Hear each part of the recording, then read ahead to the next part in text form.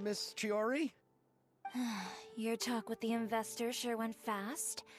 The Aquabus hasn't even arrived yet. Oh? And who are they? Allow me to introduce you. This is the Traveler and Paimon. Pleased to meet you. Likewise! We've heard the owner of Chioriya Boutique is a skilled seamstress, so it's a real pleasure to finally meet you in person. Why, thank you. I strove to create an outfit that matched her high social station as the demoiselle. So tell me, what happened? I can tell the conversation didn't go quite as expected. Well, it's like this.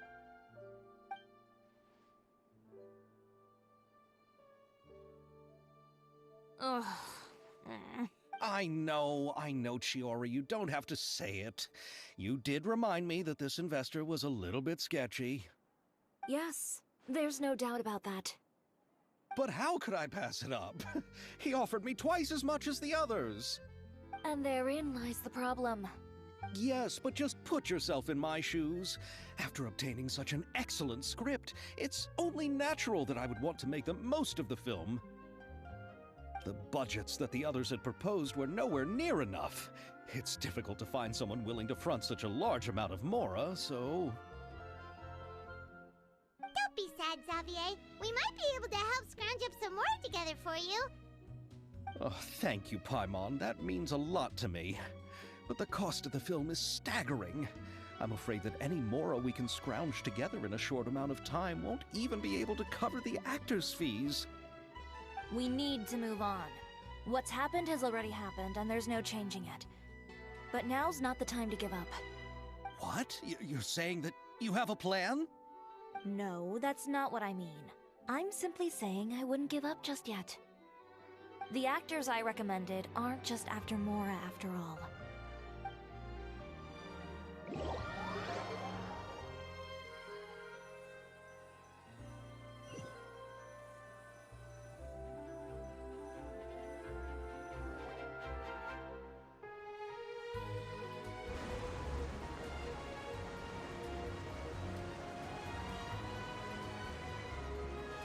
Really? Then where do you live? We Malazines live in Mercy Village. The only way to enter is from underwater. Oh, you must be pretty tired after work every day, right? I mean, you have to swim all that way just to go home. We are so thoughtful. But some Malazines choose to live in the Court of Fontaine because it's so much more convenient. This is our stop. Oh, we've arrived, but I haven't even finished chatting with Abel yet. I also enjoyed Abel's introductions to Fontaine along the way. Everything you described was so clear and detailed that we can't help but want to hear more. Thank you so much. I'm usually working here on this Aquabus, so I hope I'll have the chance to see you again. There are still many more places I'd like to introduce to you.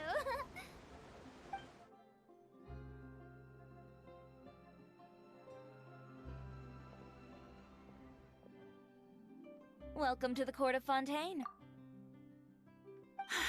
Chiori, you sure have changed a lot. This is the first time we've seen you since you left Inazuma. I haven't realized it's been so long. I was in such a rush when I left that I didn't even get to say goodbye. Thank you for extending the invitation, Mr. Xavier. I'm looking forward to a fruitful trip here in Fontaine. It's an honor to have the head of the Kamisato clan visit us. So they're who you meant when you said you had actors coming from Inazuma? Oh? It's the Traveler and Paimon. Wow, what a coincidence! Ayaka and I were just talking about you on the way here. Are you also here for the film? We just ran into Xavier earlier and came over with him. But I'm not an actress. Sir Kamisato and Lady Ayaka are the real actors here. I'm just tagging along with Ayaka to have a good time together. About that, I mean, How was I supposed to contact you when I was making preparations for the film? I figured you were probably busy, and I didn't want to disturb you. So I could only keep you in the back of my mind while I sought other actors to play the lead roles in the film. I had been thinking about a surprise reunion with you during our trip here, but you still managed to surprise me first. Oh, so you all know each other already! My, what a coincidence! What are the chances everyone could be brought together here like this? Why don't we go to Hotel de Boer and catch up over a meal? I've already made a reservation. Huh? Did you reserve 2 spots for us too? Yes, of course, of course. I'll be sure to tell the boss to serve a few more delicious dishes just to make sure there'll be enough food. Very well. Then please, kindly lead the way, Mr. Xavier.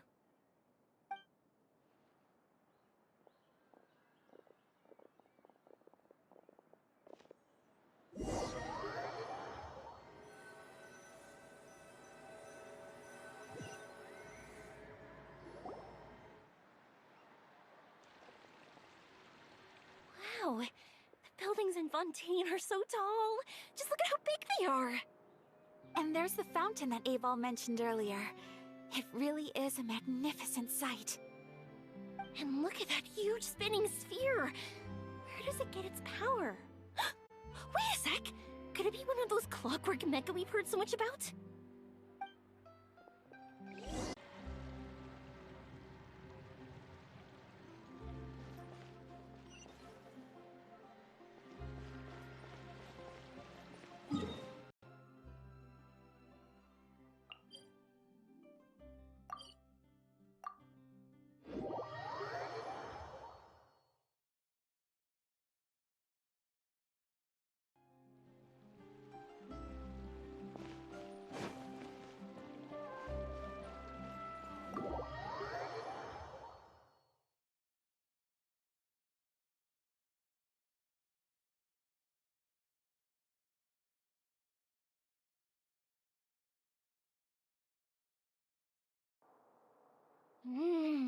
So this is what food from Fontaine is like.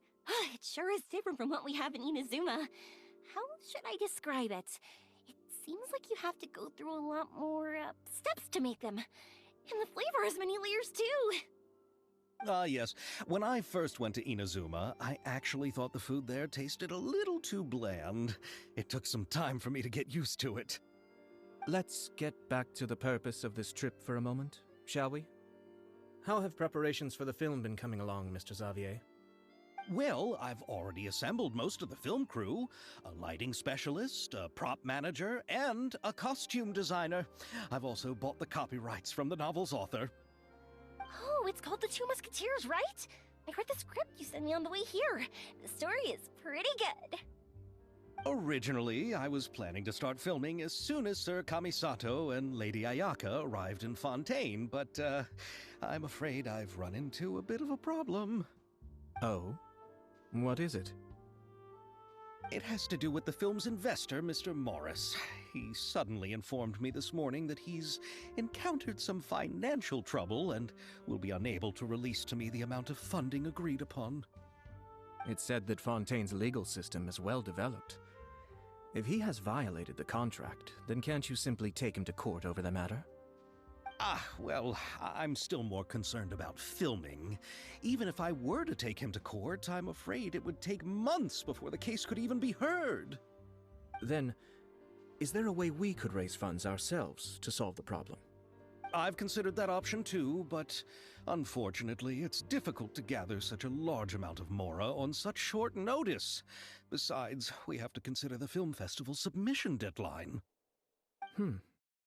Mr. Xavier, if Ayaka and I were willing to perform for free, would that resolve the problem you are currently facing? What? No, out of the question. To have you come all this way just to act for free? Oh, no, that won't do. There's no need to worry, Mr. Xavier. My brother and I had actually intended to work for free after receiving your invitation. Inazuma has only recently reopened its borders, and needs to strengthen its relations and cultural ties with other nations.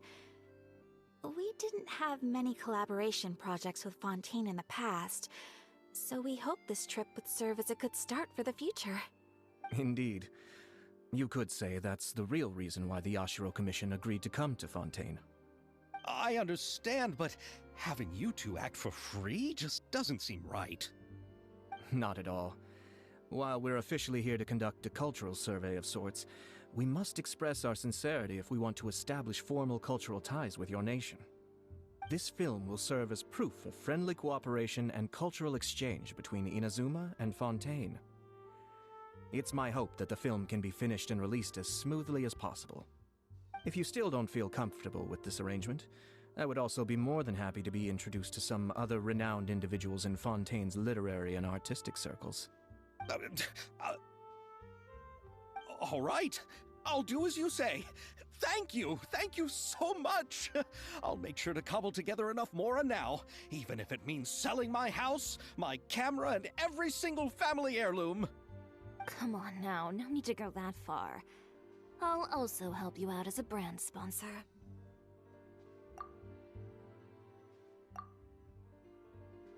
Me too! Even though I didn't bring much more to spend on this trip, it's still better than nothing.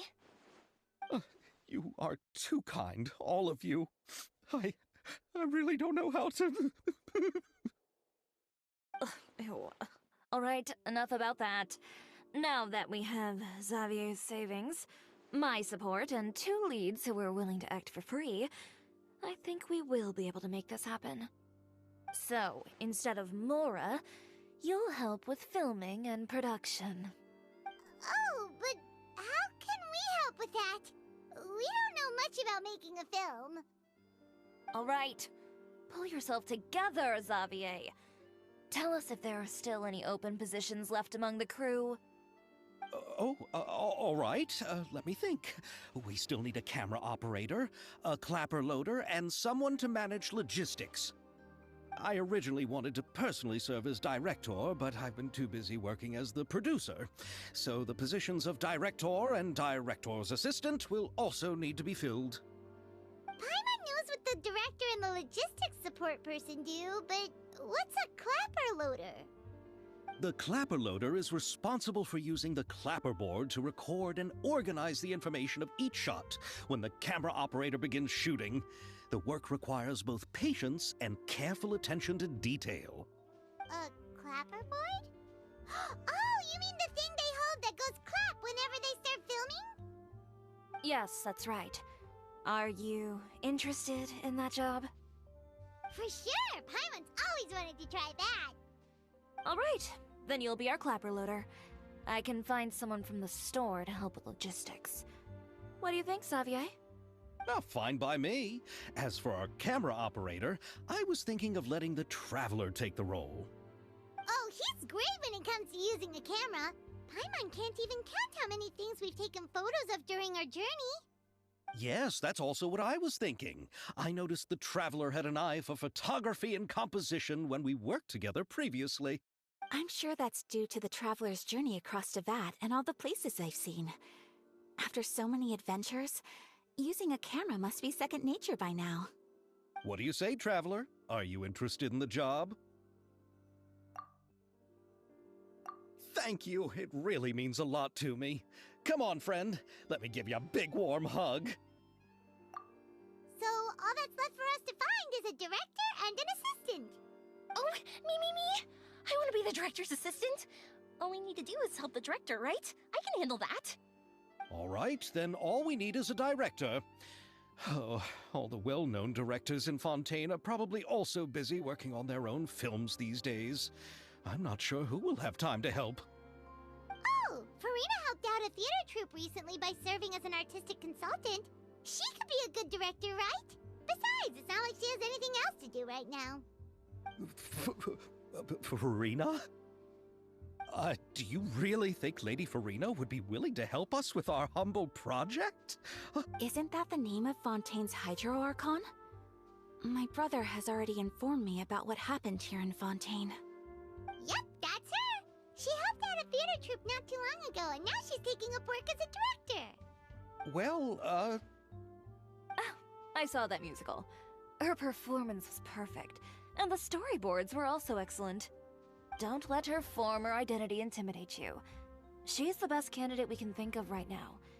You'll never know until you give her a shot. Fine, you're right, Shiori. I'll do anything for the sake of my film, anything! Then I'll have to ask the Traveler and Paimon to show me the way to Lady Farina's residence. I just hope she'll agree to help. Do you need us to also come along? No, there's no need to trouble you with this. Besides, you've just arrived in Fontaine, and I'm sure there are many places you would like to visit. Just leave this task to me. It's part of my duties as the producer. Very well. Then we'll be waiting to hear the good news. I'll go with you. By the way, you might want to consider bringing a gift. And don't worry, we won't simply drop you off at Farina's place. We know Farina pretty well by now, so having some familiar faces there should help your chances. Besides, the whole thing was our idea in the first place. All right, then I'll start making preparations. As for the gift... A gift for someone who was once seen as the Hydra Oricon. I recall that Lady Farina once fancied a clockwork ring, so perhaps I should get another exquisite clockwork contraption for her. Huh? Can't we just bring some desserts, like the Fontinalia mousse? But wouldn't that be a little too cheap? She does like desserts, though. Isn't the Fontinalia festival happening right now? I heard Abel tell us on the Aquabus that Farina introduced the tradition of going door to door and asking for sweets. To do something like that, she must have a real sweet tooth. I agree with Yoimiya. If the gift is too fancy, it might actually make her feel more uncomfortable. Alright then, let's go buy some Fontinalia mousse. But will that really be enough? We'll be asking her to do a lot of work, you know. You're right. We need to further sweeten the deal. Huh? You want something even sweeter than Fontinalia mousse? Yes, we'll need a gift that's sweeter than any dessert in the world. Well, what could that be? Your words of praise.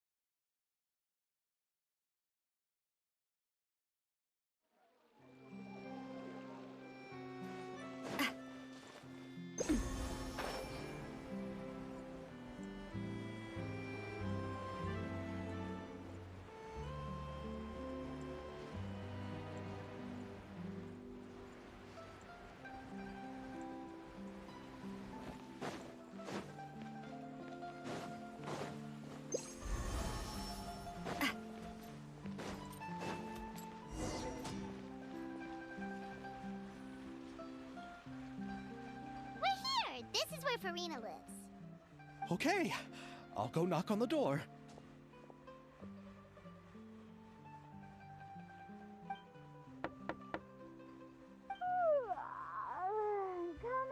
Coming. Seriously, who's knocking before afternoon tea?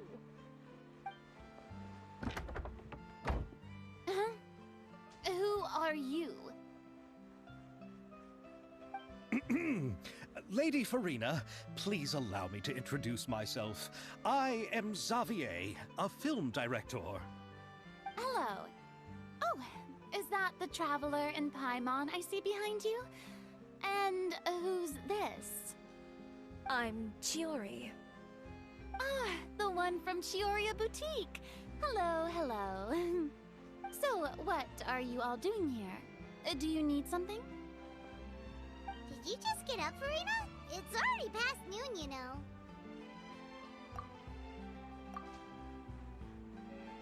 Huh? Oh, Paimon means the weather.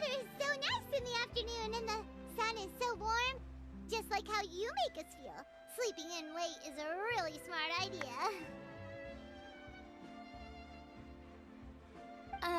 No. I was just up late last night reading some novels. What does sleeping in have to do with the weather? This is a small gift we've prepared for you, Lady Farina. We hope you like it. No need to be so formal. I'm just a regular person like everyone else now. Oh, is this Fontinalia mousse? It's one of my favorites! That's great! So, actually, there's something we need your help with. Given your renowned passion and understanding of drama, I would like to ask that you serve as the director of our film crew. Oh, but didn't you just say that you're a director? Yes, but for this particular project, I'm mainly working as a producer. Besides, I'm sure that your understanding of the performing arts far surpasses my own, Lady Farina. Are the Traveler and Paimon also part of the film crew? Yep, we sure are. Paimon's the clapper loader and he's the camera operator. Camera operator? That can be a pretty technical job, and it directly affects the final quality of the film. Are you really up to it? No, I'm not questioning your abilities. It's just that I've never really seen you use a camera before. Maybe you can come up with a test for the Traveler and see for yourself. If he can satisfy you with his camera skills, then you'd have nothing to worry about and can join the team. What do you say? You sure are getting better at rolling with the situation, Paimon. Oh, I do wish to see how skilled the Traveler really is with a camera. Alright, how about this? We'll work with what we have. I'll give you some scenarios and see if your work is up to my standards. Very good. It's essential for the camera operator to understand the director's vision. I'll make my decision after seeing your work. Are you ready? I have high standards, you know. Okay, grab the camera and I'll give you a scenario.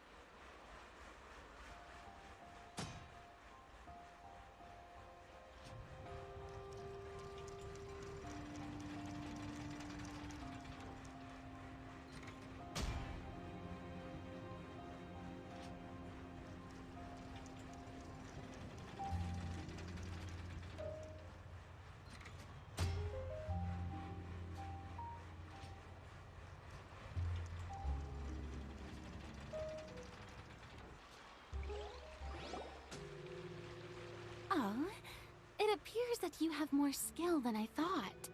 All the shots had a great composition, and I could really feel a connection to the characters and their lines. Yeah! Does that mean you agree to be our director, Farina? Did you think I would agree just like that? After our performance of The Little Oceanid, I've begun to make a name for myself again, you know. In fact, I've already had several troops approach me for the Fontinalia Film Festival. Unfortunately, the scripts were all pretty boring and didn't pique my interest. If others were to find out I agreed to work with you so easily, then, well... Hey, but didn't we have a deal? What else do do we need to do to convince you, Farina? Well, what about the pay? Huh? You know, how much you're willing to pay me to be the director? The pay is also an important factor for me to consider, you know. Well, I can offer you this much? What? That's all?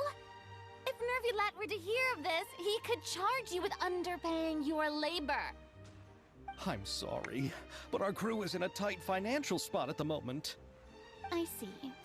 Well, even though it's highly unlikely now that I'll join your crew, there's still something I'd like to ask. Exactly what film are you planning to make? Oh, our script is an adaptation of The Two Musketeers. Huh? Wait, you mean the suspense thriller novel that was a #1 bestseller? Oh, so Farina's read it too. Of course I read it. I've always had a keen interest in artistic works that strike a chord with the populace. I see. It all makes sense now. You must have used most of the budget to pay for the copyright. Not really. The novel's author transferred the copyright to me practically for free once he heard that I wanted to make a film adaptation of the story. The lack of budget is due to another issue. He probably just wants to get his name out there. So, Mora isn't the most important thing to him right now. It reminds me of a delivery courier who wears one of my designs while traveling all across Teyvat. I didn't charge her much for the outfit either. The exposure she provides for my brand is well worth it. So, are you a big fan of this story, Farina? Well, it's alright. The pacing of the story is good, but the character relationships could use some work. When I was reading it before, I always felt like some things were left on a rather unsatisfactory note. I have high standards, you know.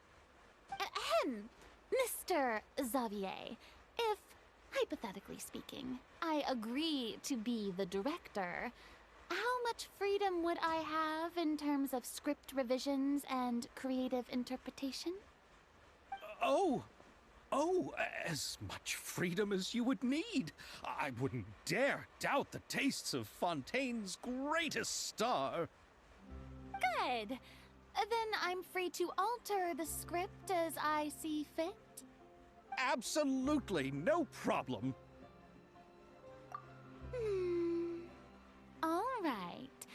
It seems that your crew really can't go on without my care and direction. So, you agree? Yes, I agree. Although the pay is well below what someone of my caliber deserves, a great script calls for a great director. I mustn't let a perfectly good story be ruined due to lack of funds. If you have fine cheese and bread, you wouldn't just let it sit on the counter and get moldy just because you lack an oven, right? Oh, Hydro Archon above! I'm not dreaming, am I? Somebody pinch me. There's no more Hydro Archon, you know. And it's still a little early to celebrate. There's a lot that goes into shooting a film. Although the trickiest tasks of finalizing the script and casting the actors have already been taken care of, we'll still need to reserve filming locations. Not to say set up lighting and props.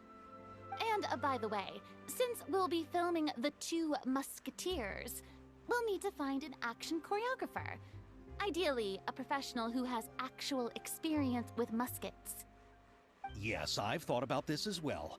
I was hoping that you might know someone who could handle the job. Me? If this was before, I could have simply asked Glorand. But it's already been some time since I last talked to her. Navia can also use firearms, but unfortunately, her style is quite different from that of the characters in the story. Could we ask the Special Security and Surveillance Patrol? Oh, you mean the Special Patrol's Musketeers? Yes, that's right. They work with muskets every day. I can't think of anyone more qualified than them. They would be under Nervilette's jurisdiction. Unfortunately, I, don't have any connection with them at all. So, in the end, we still have to start by talking to Nervilette. No need to go to all that trouble. I know their Captain Chevreuse. Oh, you do? Wait, Chiori, how do you know the captain of the Special Patrol's Musketeers? No particular reason. Running a business means dealing with some trouble from time to time, and she's helped me out on a few occasions. In return, I've helped her handle a few situations in which the Special Patrol couldn't get involved directly. So, we've gotten to know each other over time. So you're saying there's been times when the Special Patrol needed a fashion designer to handle a situation? Your work is becoming more and more mysterious. It'd be best to keep it that way. Anyway, enough about that. What do you all think about asking the captain to be our musket action choreographer? She sounds professional enough. She is a captain after all. I have no objections. But I imagine the Special Security and Surveillance Patrol must be busy with their duties. Do you think she'd really have time to help with shooting a film? And then there's the issue of pay. Well, it just so happens that she's also not the kind of person that's just after Mora. As for whether she has time, I'll have to go and ask her first. Then I'll leave that to you. Macaroni's on sale today, so I've got to go. You can just tell me how things went when we discuss tomorrow's plan later. No problem. Having Farina join feels like a big boost to our team. Of course. Just wait until the day of our premiere.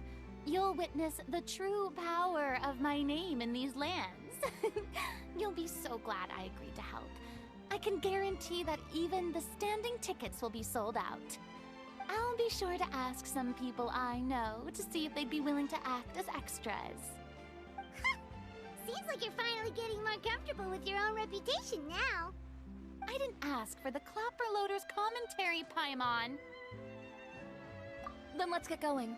I happen to know where Chevreuse is today. By the way, I'm curious. If my pay is so low, then what about our two lead actors? Didn't they travel here all the way from Inazuma? Actually, they told us that they see the trip as part of a cultural exchange, so they didn't ask for any pay. What? So is every person in Teyvat who doesn't want money gathered here to shoot this film? Don't tell me Chiori isn't being paid either. I already knew Xavier from before, and he's also agreed to give my brand some good exposure. It seems the gods have really smiled upon you, Xavier. And that certainly doesn't include me, mind you.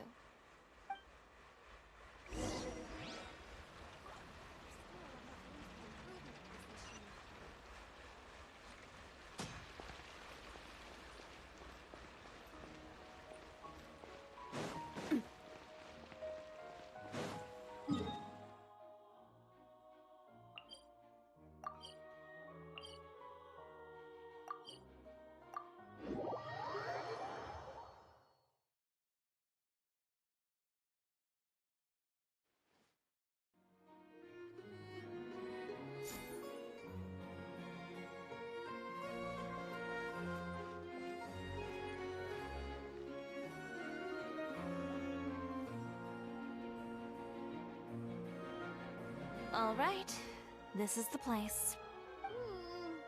But where's the captain? There's hardly anyone around here. She's over there. The one with an eye patch reading in front of the newsstand. Oh, her! Paimon could tell there was something different about her. She seems kinda intimidating. Please wait here for a moment. I'll go fetch her. She's working now, so you might not want to get in her way. Working? But isn't she just standing there and reading a novel? Just trust me. Oh, alright, let's see what happens then. Chiori sure is a mysterious person. She claims just to be a fashion designer, but she knows all these powerful people. The court of Fontaine isn't particularly tolerant of visitors from overseas, so it isn't easy for a foreigner to promote their brand here. Even more so in the competitive world of fashion.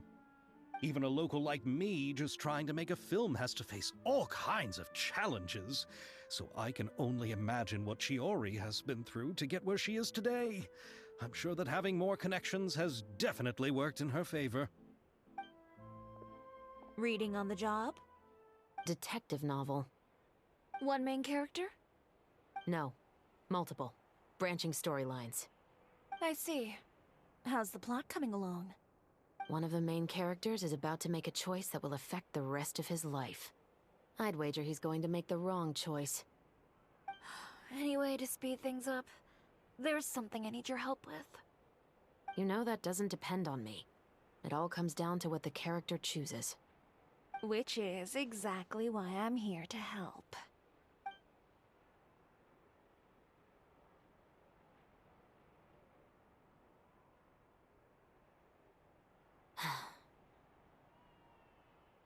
All right. It appears he made the wrong choice in the end. Halt! Huh? What's going on? Hand over whatever you're holding. Oh, it's just a book. I didn't buy anything else. Then I'm sure you wouldn't mind letting me have a look. Excuse me, officer. I don't mind you standing around here, not purchasing anything, but I'd prefer if you didn't disturb my customers. It's bad for business, you know? Don't give me that act. You won't be able to get off so easily either. I am Chevraz, captain of Fontaine's Special Security and Surveillance Patrol. I will say this one last time. Hand over whatever you're holding at once. And before you do anything unwise, let me remind you that I'll have you on the ground before you can even think about making a run for it. All right. I'll give... But please let me say something first. If there's any contraband in that book, then the shopkeeper here is the one who slipped it in. I don't have anything to do with this. Why, you trying to leave me on the hook, huh? You were the one who said you wanted it. Save it for the interrogation room. Take them away, Letelier.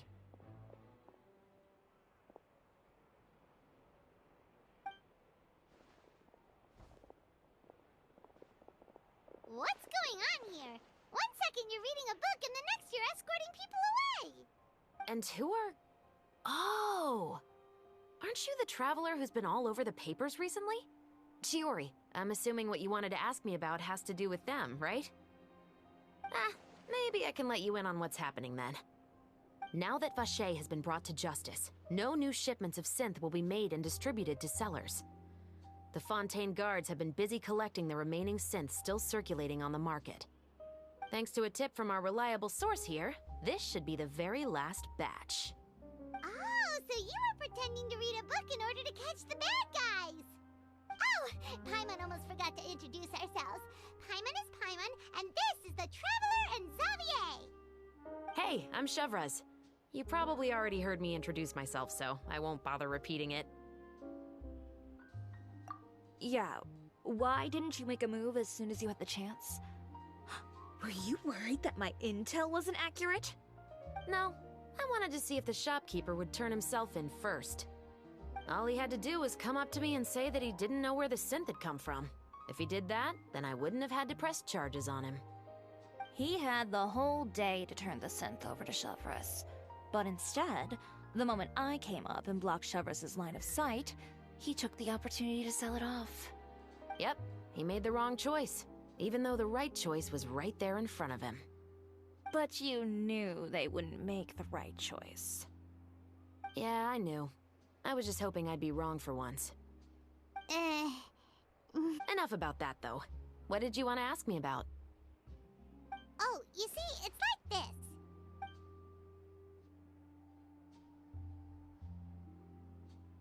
The Two Musketeers. You certainly have a good eye for a story.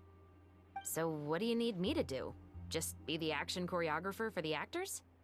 Yes, that's right. I want to make sure we get all the details right. I want the actor's posture and understanding of firearms to be as realistic as possible. However, I'm afraid this work will require a bit of your time, since you'll have to be present whenever we're filming.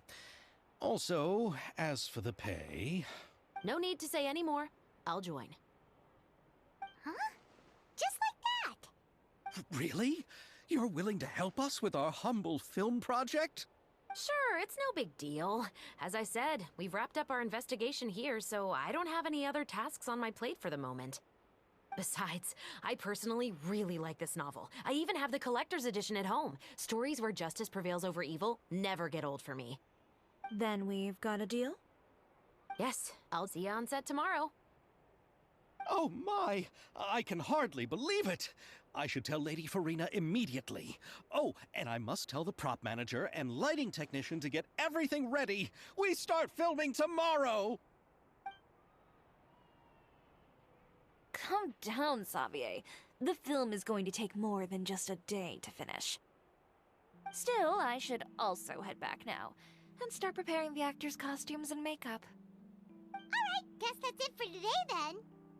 Traveler, Paimon, please stay for a moment. I have something to tell you.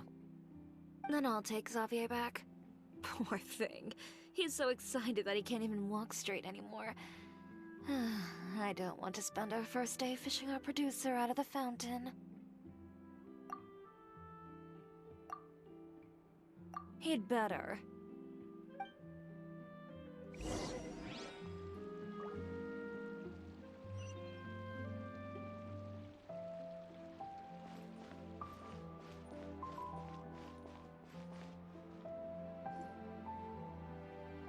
So what did you want to tell us, Chevres?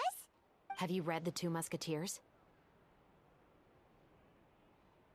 The story is about a pair of children born into the household of a baron, and their struggle to survive together and take revenge for their mother.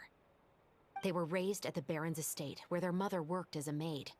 The two were illegitimate children that the baron had with the maid, so they were never treated well by anyone.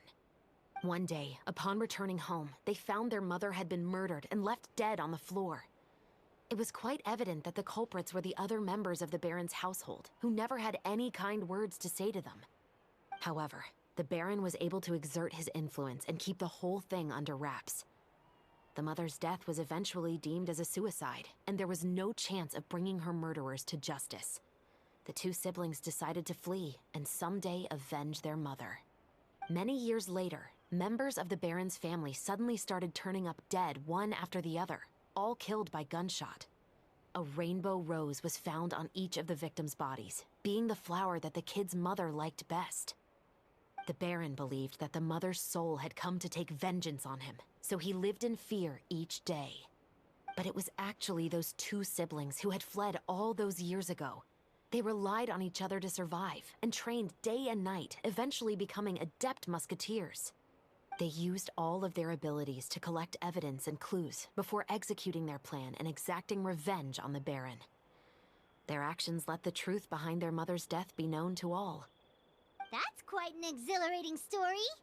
Yep, the Baron got what he deserved for his evil deeds, and justice was able to prevail. It was just the kind of story I enjoy. Oh, so is that why you were so willing to join our crew, Chevres? You could say it was one of the reasons. Oh, you mean there were other reasons too? I've read the reports about you. Whether it was at the trials or when you lent your hand to resolve our nation's crisis, you've shown that you've got a strong sense of justice, as well as a great mind for deductions. Yes, you're as sharp as I expected. It seems you've experienced many similar situations before. There's been a recent murder case involving muskets. The perpetrator's methods appear to be very similar to what is described in the novel. Huh? Really? But Paimon didn't see anything about that in today's papers. The Marechaussee Phantom hasn't yet released any information to the public because the investigation is currently at a standstill. The murderer is extremely cautious. A murder involving firearms? But not that many people use those in Fontaine, right? Impossible. We perform a routine inspection of our firearms and ammo reserves every day. If one of the weapons had been fired, it would stick out like a sore thumb. Besides, I trust the members of my platoon. However... Well, that's all I can disclose about the case today. Huh? What do you mean? I hope you all can go back and get some shut-eye. You can decide tomorrow whether or not you'd like... I'm aware this might not be the ideal time to add more to your plate, but the more capable people we have, the better the chances that justice will prevail. Carrying out investigations isn't actually supposed to be our responsibility. Our job is to apprehend the perpetrators. Finding them is really up to the Marechaussee Phantom. You could say I'm taking part in the investigation out of personal interest. I don't want people to see Muskets in a negative way, and also, I'm concerned about the similarity between the crimes and the story. You mean, they might be connected somehow? I suspect so. Just to make myself clear, this is not an order, nor is it a deal of any kind. It's a request, nothing more. If you two have any interest in the case after we finish filming tomorrow and are willing to assist me, then I would be most grateful. What do you think, Traveler?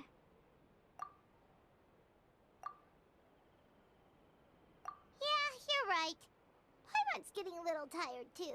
We've really been hustling all day.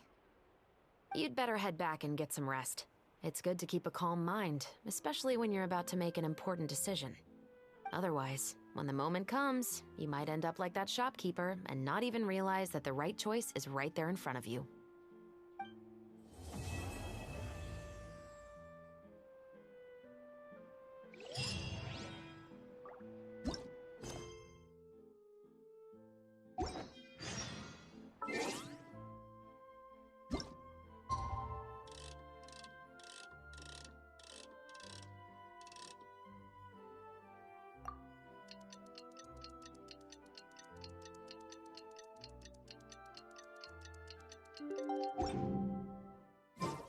It's finally time to meet up with everyone!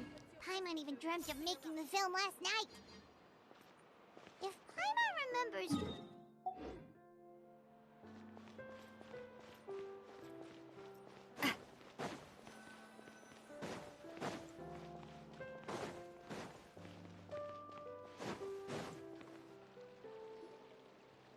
Ayaka! Yoimiya! You're already here!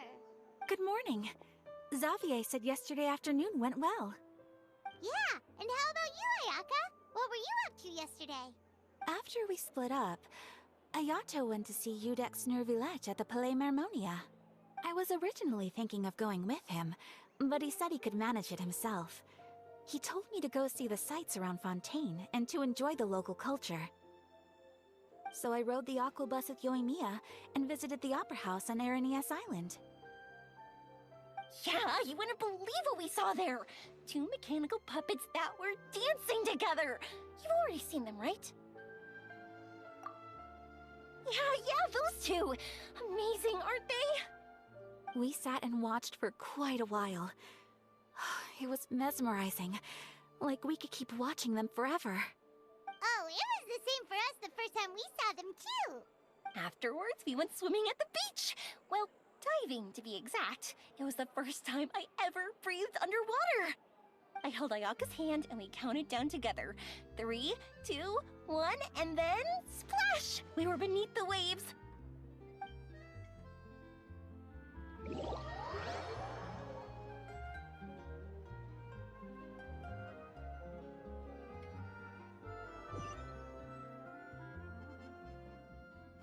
At first, I didn't dare to open my mouth.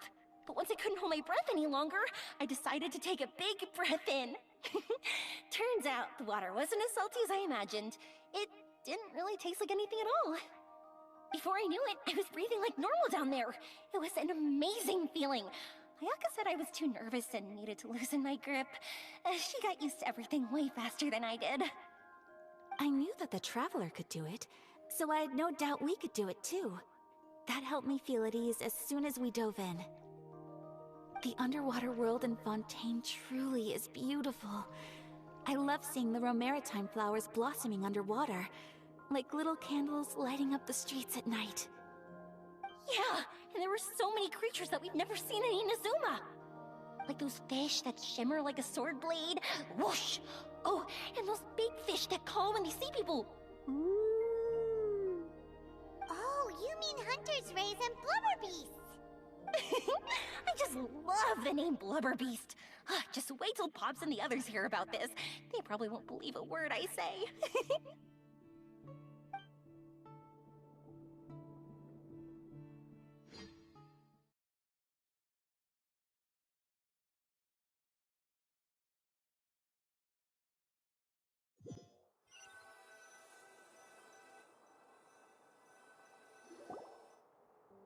Yoimiya was down there for quite a while. It was dark before we finally rode the aquabus back to the city. I figured she'd want to sleep in today. Yeah, even I was worried I wouldn't be able to get up. I still felt like I was drifting in the waves when I went to sleep last night. But as soon as I woke up today, I remembered that we'd all be shooting a film together, and I was ready to go. Speaking of the film, where's everybody else? My brother and Xavier were speaking to the restaurant owner about using the place as a filming location. As for the others, We're here.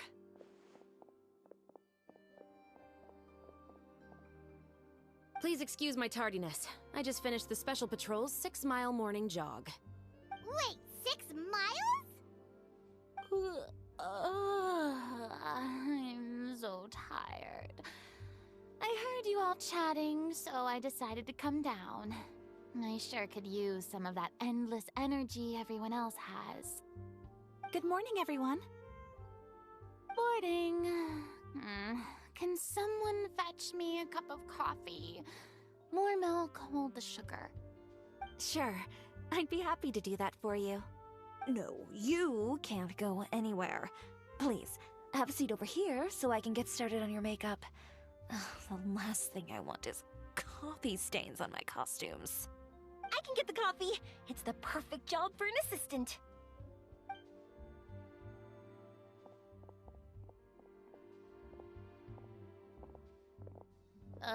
So much energy.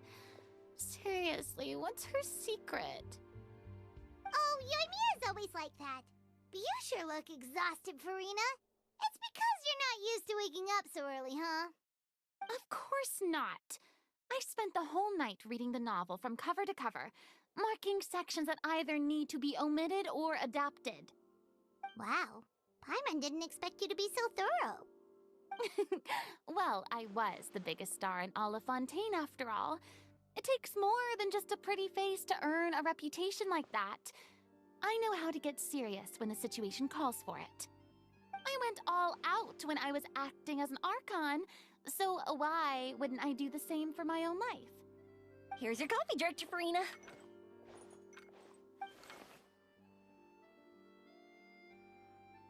Oh, thank you. The sound of being called director and the aroma of coffee feels almost as refreshing as hearing the birds chirping in the morning. Ah, it seems everyone has managed to arrive on time. We've reached an agreement with the restaurant owner. We are free to use the second floor to shoot our film. Really? That's great! He is really looking forward to our film, and hopes that providing his restaurant as a filming location will attract more customers. Well then, Mr. Xavier, I'll leave the rest to you. Okay, thanks. First, I'd like to introduce our new members. This is our prop manager, Veronique. She'll be in charge of all the film's props and items. And this is Bonneau, our lighting technician. He'll be in charge of lighting and illumination to set up each scene's atmosphere. Wow. Sure feels like we have some real professionals joining the crew now. First of all, please allow me to first express my sincerest gratitude to everyone in the crew. When my investor informed me yesterday that he wouldn't be able to provide the funds, I really thought that this was the nail in the coffin for this film. I had no idea that I'd find so many people willing to help me on such short notice. Thank you. Thank you all from the bottom of my heart. No need to be so cordial, Mr. Xavier. We're all honored to be a part of this. Your works made a profound impression on me when I saw them back in Inazuma. I am sure that someday, this film will be remembered as a prime example of cultural exchange between Fontaine and Inazuma. Yes, the story is the reason I agreed to join. I can't bear to even imagine what this film would look like without the very best director. Anyway, I would like to make a promise to everyone that as the producer of this film, I'll do whatever I can to ensure that everything goes as smoothly as possible. This is not just my film. It also embodies the thoughts and feelings of every person here, as well as the endless effort we are about to pour into it. So, without further ado, the Two Musketeers will officially begin filming now! You may take it from here, Director Farina. All right. Listen up, everyone. The first scene takes place when the two young musketeers are living at the Baron's home, still unaware of all that is about to happen to them. We'll need props and lighting to set the scene. Our lead actors can go get their makeup done, and extras, please take this time to go over your positions. Whoa. Seems Farina's really kicking things into gear as the director. Is everyone clear? I don't want anyone traipsing around the set like umbrella finches. All right, cameras will start rolling as soon as the set is ready. Let's make a film that'll make some serious waves in Fontaine. Not the kind of waves that drown people. I mean, the good kind of waves. Seems like she's still a bit traumatized by that. Anyway, let's go see if there's anything we can do to help.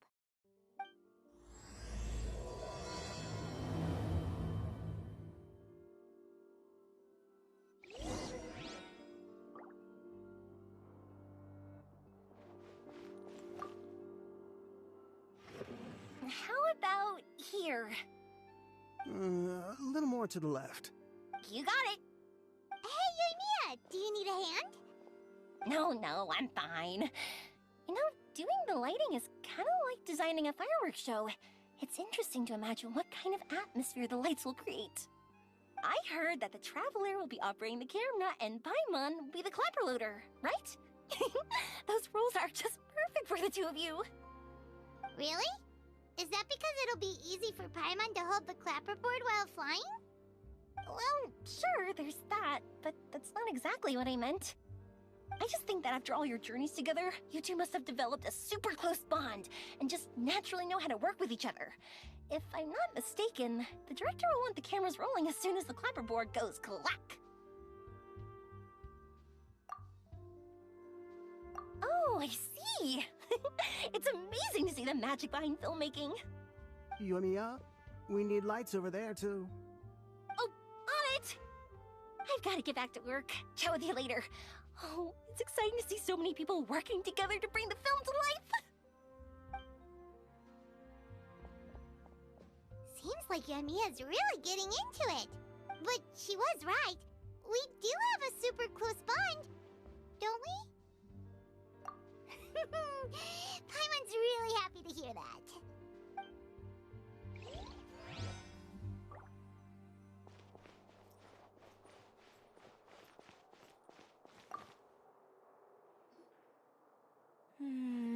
Ayaka has mentioned you to me before. She said that you two were great friends when you were kids. No talking. I'm thinking about how to do your eyeshadow. Ah, yes. To help me really look the part. To achieve a more young and naive look for this scene. Are you saying the wrinkles around my eyes are too deep? You just have too much of a calculating look in your eyes. You sure don't mince your words. It seems you really haven't changed much. Quiet.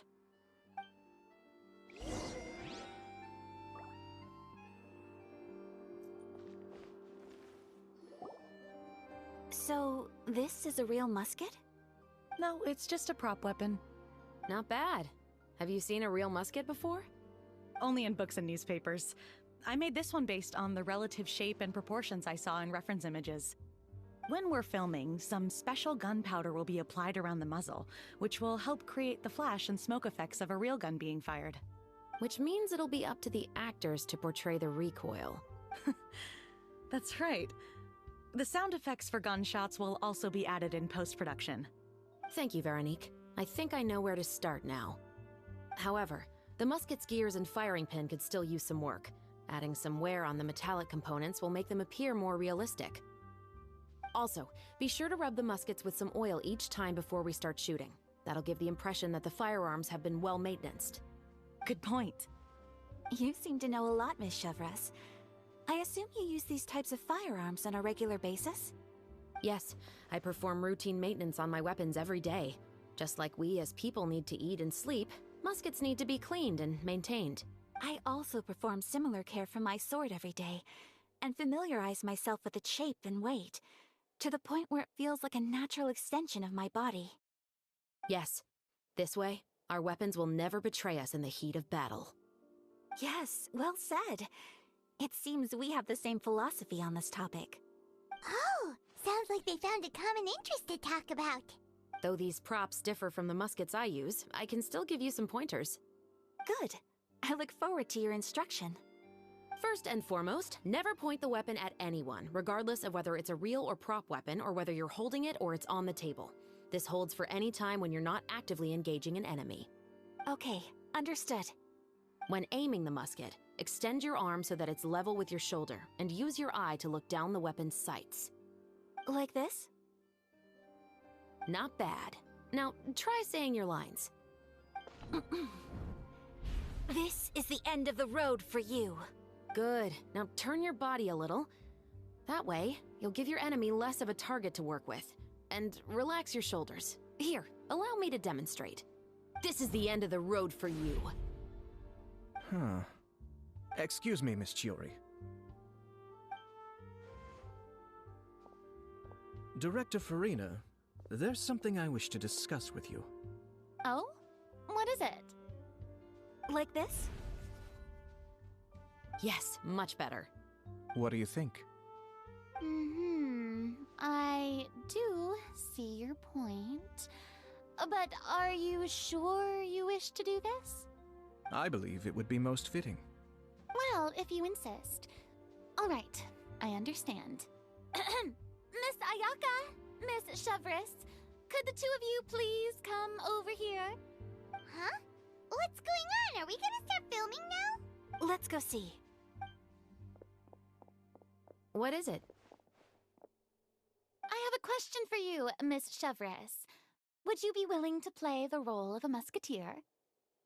What? To clarify, I would like to turn over my role to Miss Chevres.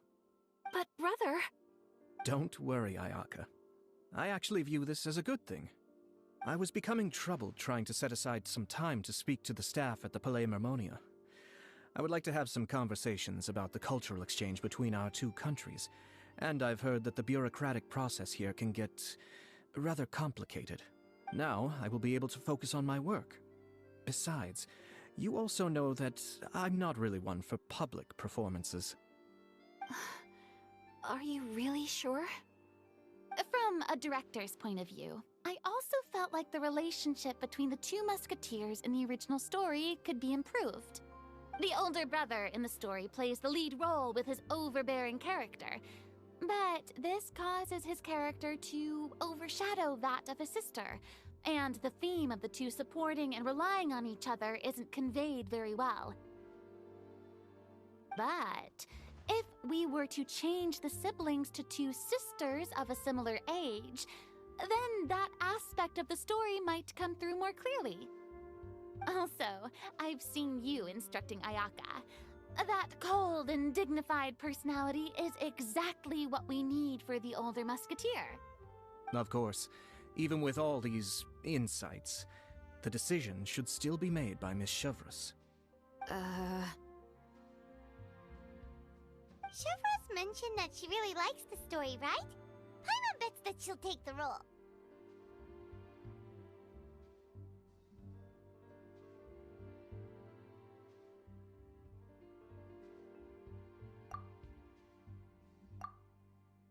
All right, I'll take the role. Good. It's decided then. I'll get started on making edits to the script. We'll also need to make some immediate adjustments to the lighting, props, and costumes. I have a feeling that our adaptation will be even better than the original story. You're doing a great favor for me, Miss Chevreuse. You have... Don't mention it. I like this character, so if anything, I should be the one thanking you. Well, since my brother is the one who brought up the idea, I suppose there's no need to worry. Let's go, Miss Chevreuse. I look forward to working with you. Please, just call me Chevreuse.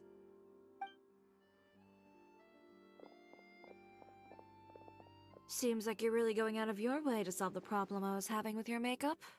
Surely you jest, Chiori. I assure you that I was mostly motivated by a desire to spend more time on formal business. Oh, come on. You really think I'd buy that? According to what I've heard from Ayaka, her brother is someone who can juggle 10 different matters at the same time. I'm sure you have other reasons for backing out. Perhaps. Ayaka always said she wanted to go out and see more of the world, just like the Traveler. But I feel that she needs not only to see other nations, but also to make some different kinds of friends. I think it would be harder for her to make new connections with me constantly by her side. I would like to give her some space. Alright, go on. Spoil her some more. Ayato! It's too bad you're stepping down from the role. Paimon really wanted to see you act as a musketeer.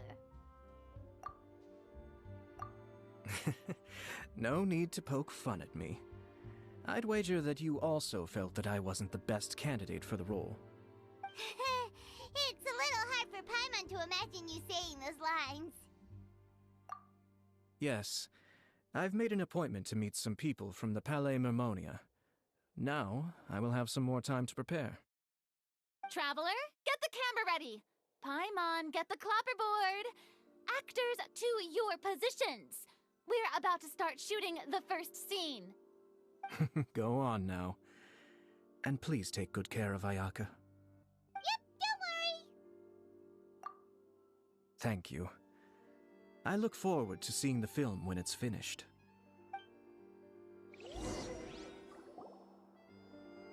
All right. Now that we're all here, let me help set the scene for everyone. The first scene takes place when our two main characters are still living at the Baron's estate. They've been ostracized and verbally abused by others in the household, but they still have no idea why.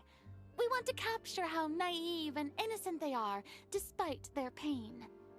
Chevreuse will be playing the role of the older sister, Tulip, and Ayaka will be the younger sister, Iris. Be sure to get close-ups of the main characters at the right moment. Silence on the set! Lights, camera, action! Let's go! Tulip, Mother's been out for quite a while now. Perhaps she went to pick some flowers on the way home. You know how she loves flowers. Iris, Tulip! I'm home! Mother! You were out for so long, we were beginning to worry about you. I'm sorry, but I'm back now, safe and sound. Here, I brought your favorite treat, apple turnovers. Mother, what are those bruises on your hand? Huh? What bruises? Oh, I must have bumped into something while I was working yesterday. But I didn't notice them this morning. Then perhaps they're from when I accidentally tripped when I was out just now. By the way, did you have fun playing at home? What's the matter, Iris? Well, we've realized that no one really wants to play with us. They even took Iris's doll and spat at us. And they even called us names. They said we were... Shh. It's all right. Don't worry. Girls, it doesn't matter what anyone says. Don't listen to them. No one can define you with such words. You both have wonderful lives ahead of you. Just like your names. You will both blossom like beautiful flowers. Maybe your time to blossom hasn't quite come yet. But one day, you two will bloom more beautifully than anything else. Don't let the soil you're in now ruin your future beauty. Understand? My dear daughters. And cut! Not bad. The actor's emotions were all on point. Let's keep that take. Also, if our clapper loader could avoid shouting at the start of the scene next time. Oh, got it. Great. I was a little worried that my nerves would get the better of me. What about you, Chevros? I felt fine. The lines weren't too difficult at all. Seems like Farina must have adapted the role nicely. You two were great. I couldn't tell it was your first time acting in a film. You should have more confidence. Thank you for your encouragement. Positions, everyone! We'll move on to the next scene after we try a few more camera angles.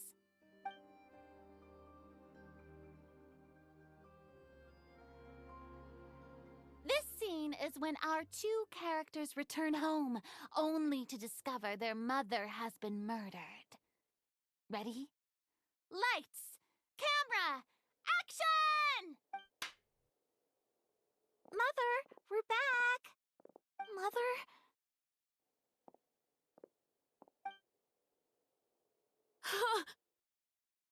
What's wrong, Tulip? Iris, stay away! Huh? Why? What's... Mother! Mother... She's...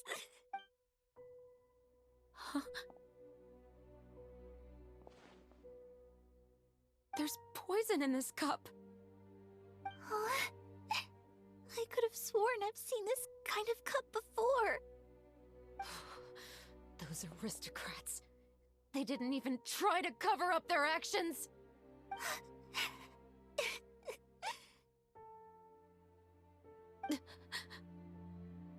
Iris, we need to leave this place. Leave? But now that Mother is gone, where can we even go? Anywhere. All I know is that we can't stay in this house.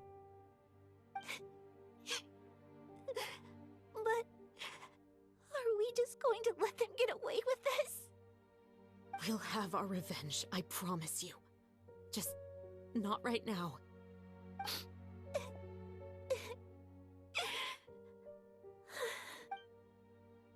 Come on, let's go. No, wait. We can't just leave Mother here like this. At least let me leave this rose with her. That's why we went out in the first place. To buy her this flower. All right.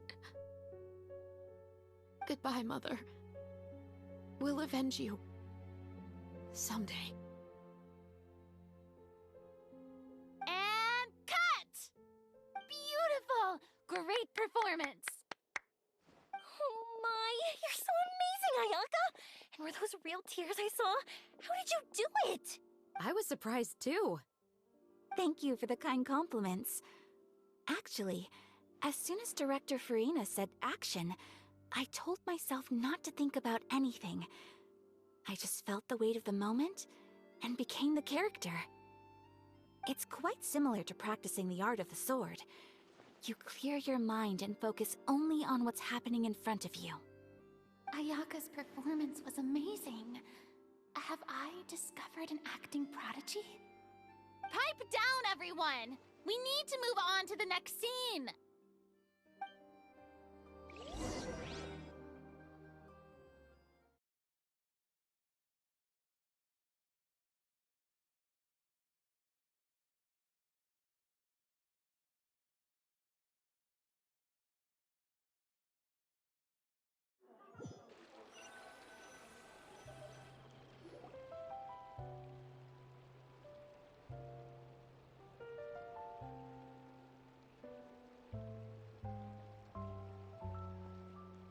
Huh?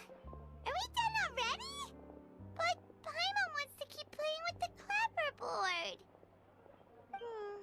How do you feel, Traveler? Is your arm sore from holding the camera all day? Good work, you two.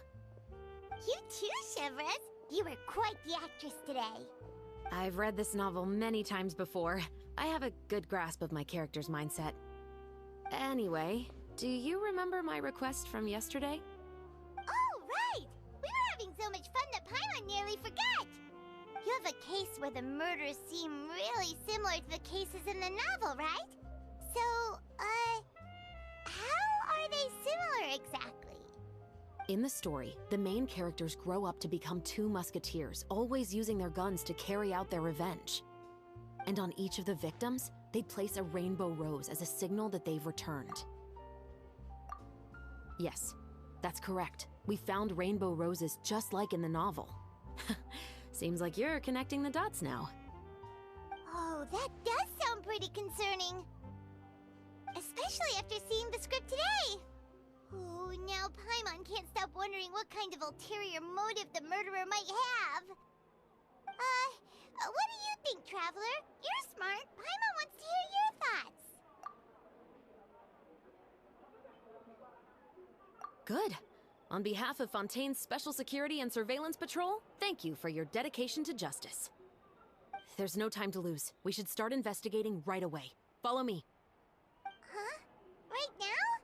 But we just got done filming all day. Paimon's so tired. The most valuable intel always comes after nightfall. They are like small, remote islands in the middle of the sea. If you don't stay vigilant, you will pass right by them in the fog. That's how one of my favorite books always puts it, at least. So, where are we going right now? Let's start by checking out some workshops that sell mechanical components. If the culprit is making their own weapons, it's very likely that they'll visit those sort of places.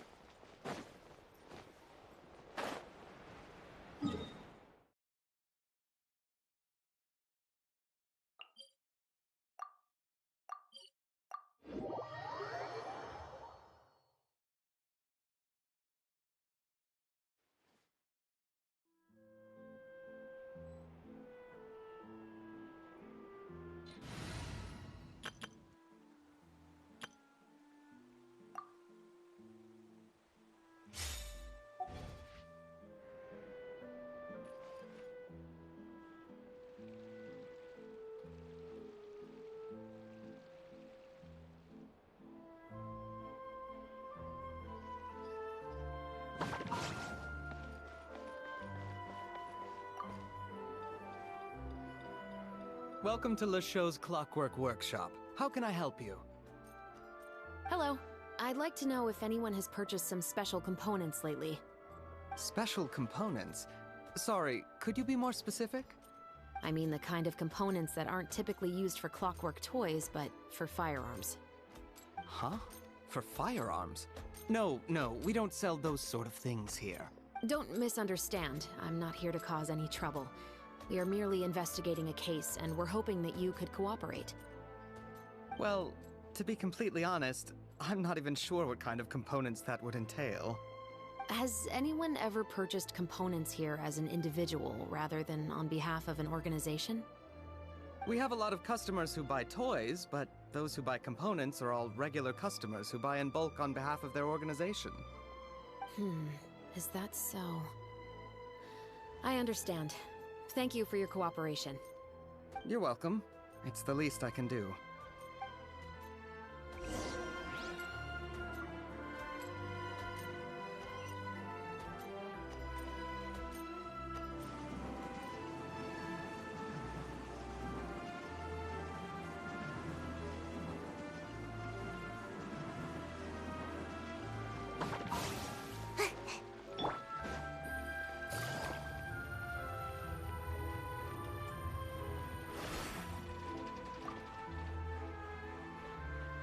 Oh, hey, Chevres.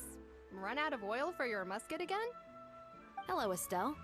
I want to know if anyone has come to your shop recently to order some firearm components. Oh, is this another case?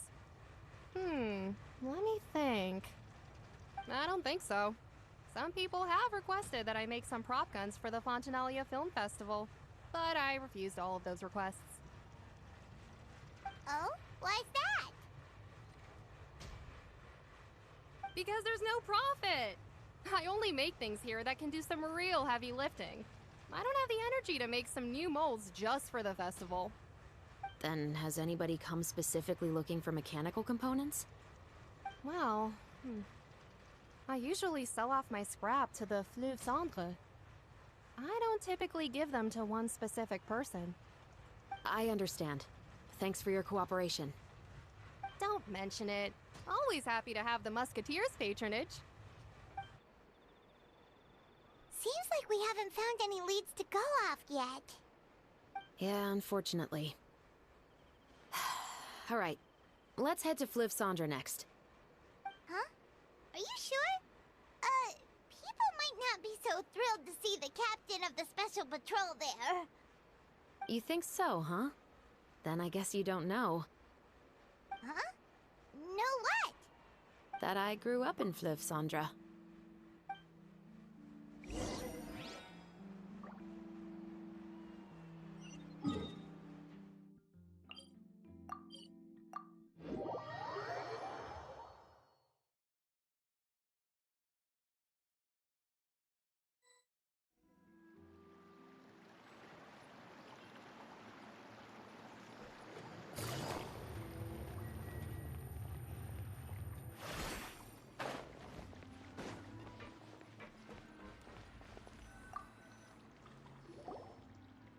What's all this?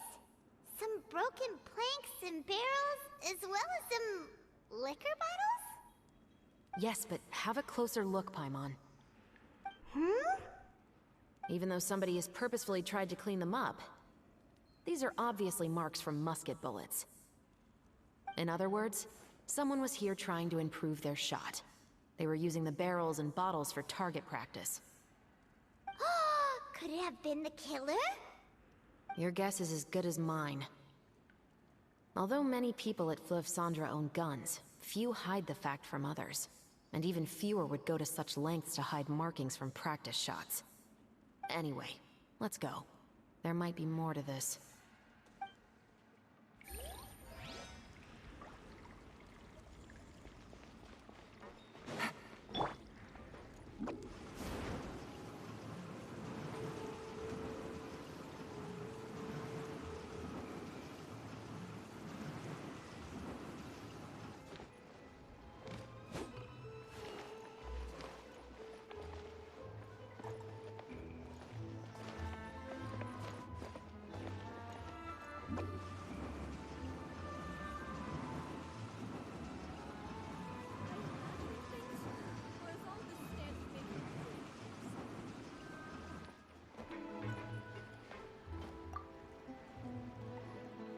Hello, I'd like to ask some questions. I don't know anything. Don't worry, I'm not here to arrest anybody. You say that now. It's the truth. Here, take this as my guarantee. Wait, did Paimon just see what she thinks she saw? Is the captain of the special patrol bribing a citizen? Seems you're different from the other guards. What do you want to know? Have you heard anything related to muskets in Fleuve Cendre lately? Anything at all? Muskets, huh? All I know is that about 2 weeks ago, we started hearing some loud noises at night. So loud that it's been waking me up. Were they gunshots? Possibly. It's hard to tell around here. Someone's house collapsing, a pipe exploding somewhere, it's all the same. But the noises I'm talking about definitely happened after I fell asleep. Do you know where the noises were coming from? I don't remember clearly. Is it that you don't remember, or that you need to think about it some more? You tell me. Then please, think about it some more. She's giving her even more Mora!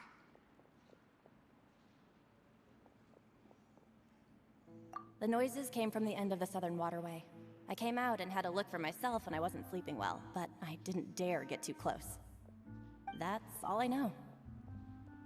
All right, I'll take your word for it. Thanks for the pâte de fruits.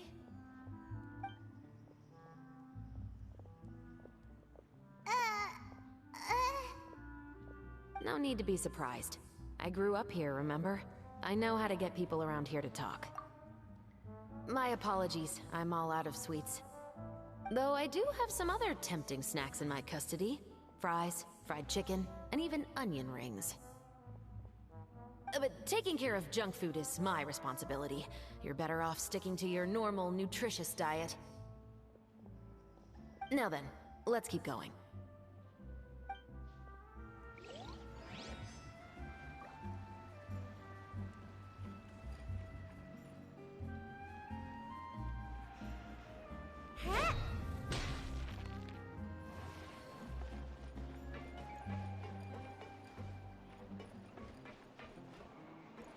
I guess I'm finally on the right path. It's taking him so long. It's been a while, Tetro.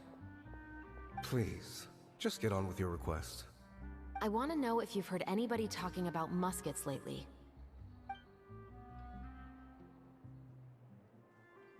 Information isn't free, you know. I've heard that bandits have been extremely active in the countryside recently, and they've been affecting the delivery of goods to Poisson. I can allocate some more manpower to help out with that problem. What do you say? You're still as helpful as ever. One of our men got drunk at dinner about a month ago and lost his gun. 3 days later, it turned up in the corner here. What's weird about that? He just forgot where he put it, right? This is Fleuve Cendre, my friend. Anything of value left in the tavern won't ever make it to the next day. But that gun turned out to be an exception. It didn't get any new wear and tear on it, and didn't even appear to have been fired. We were quite mystified as to what could have happened. I suspect it came back because the weapon was already known to the guards. You mean, a criminal was afraid the Marechaussee Phantom would use the shot marks to track them down? Maybe. But if that's the case, the culprit really took great care to avoid getting caught. I didn't say anything about a criminal. In Fleuve Cendre, knowing who was killed is as easy as knowing what clothes you're wearing today. It's the guy living in the east side, isn't it? I've never liked him. Every time he's here, he just orders a drink and sits there with a nasty look in his eyes. So, who was the one who lost the gun in the first place? Don't bother. Even if you ask, he wouldn't admit to owning a gun to some strangers. Not to mention the captain of the Special Security and Surveillance Patrol. He's right. I know you grew up here, Chevreuse. Even though you're on good terms with the Spina, you've still been gone too long. Not many people know you here now, and a lot of people don't like the Special Patrol. I know. So take my advice and don't show your face too much around here. It's for your own safety. I'll come and go as I please, and I'm afraid I'll be appearing more often due to my work. All right. Don't say I didn't warn you.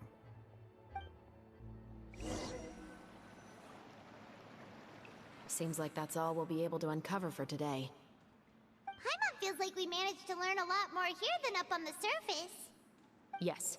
Assuming that everything we found is indeed connected to our suspect, then their timeline was probably something like this.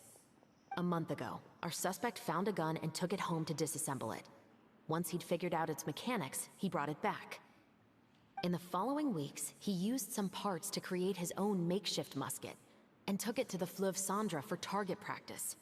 Then, a few days ago, he found his target and carried out the murder.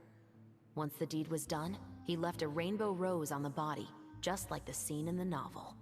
That all makes sense to Paimon, but we're still no closer to figuring out the killer's identity! The deceased was a resident of Fleuve Cendre. It's said that he was a poor, solitary man. Yeah, that's also something I'm trying to figure out. If we are indeed following the novel, and there's a story behind the murder, then this murder should be an act of vengeance. But according to our investigation, the deceased didn't have any enemies. He was no saint, but no one's heard of a rival who hated him enough to shoot him dead. Much less care to leave a rose on his body. What message is the killer trying to convey? And to whom exactly? We've thoroughly investigated that possibility. He claims to have spent the whole day at the Opera House on the day of the murder, and the staff there have confirmed his account. Okay, so he has an alibi. Not only that, he lacks a credible motive as well. He has a family of his own, and both of his parents are still alive. I've looked into his records. He was adopted at the age of 6, and all the proper procedures were followed. There are also records of him at an orphanage before then. In the story, the mother of the 2 musketeers was murdered after the children turned 10. Of course, he could have changed the children's ages, but I don't want to assume anything without evidence. More importantly, I've also had a chat with him in person. He didn't seem like the kind of person who would pull the trigger to kill a man. Then, what should we do now? We have all this new information, but it doesn't help us move forward. Investigations take time. I didn't expect us to catch the culprit in just a single day. How about this? Let's spend the next few days filming with the crew. We can continue the investigation once we're done with the film. I'm sure that given time, new leads will present themselves. Wait, but weren't you saying Intel is like small, remote islands in the middle of the sea just a moment ago? Wouldn't you just miss them if you were to stop looking? Ah, but the book had more than one reference to the islands, Paimon. Oh? What else did it say then? As long as you spend enough time sailing through the fog, you'll eventually come across an island.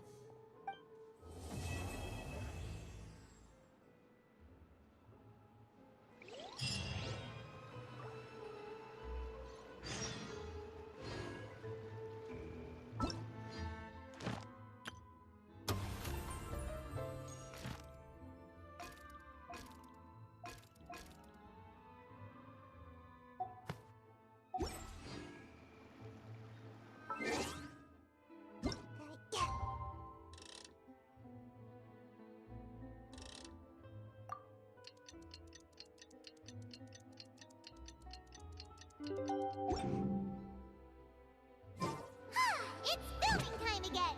Our schedule is jam-packed for the next couple of days, too. We've got so many different locations and sets to cover. Anyway, let's head out and meet up with the others.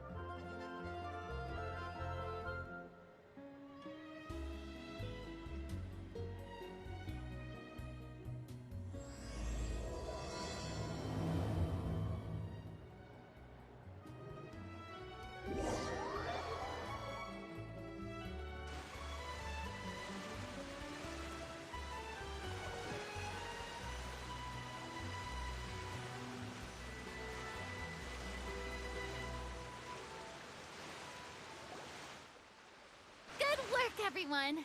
We're looking to wrap with our 2 main ladies today. I can already smell our success. What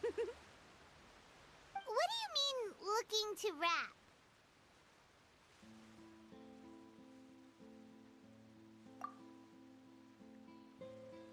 Oh, aren't you the expert now?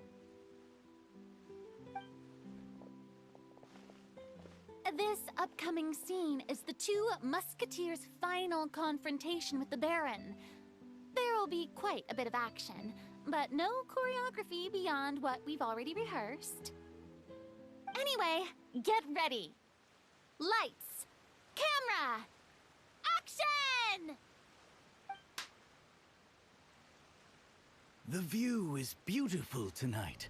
It reminds me of that fateful night 10 years ago.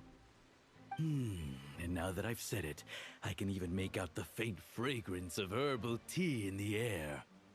Enough, villain! It's time that you pay for the death of our mother! My dear Iris, have you forgotten your manners? How can you speak like this to your own father?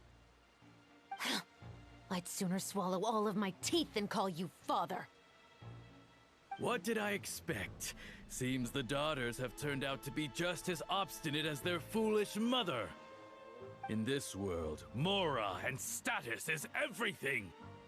She thought she could blackmail me using her children and force me to grant her recognition and concessions? Ah, how naive can a woman be?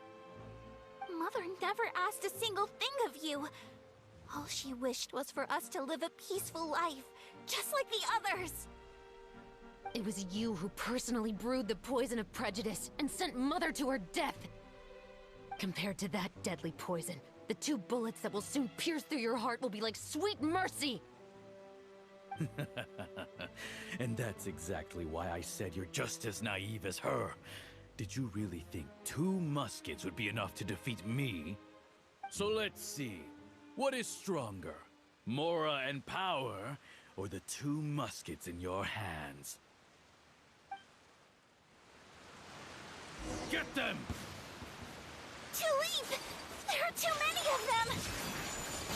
It'll be okay. We'll cover each other, Iris.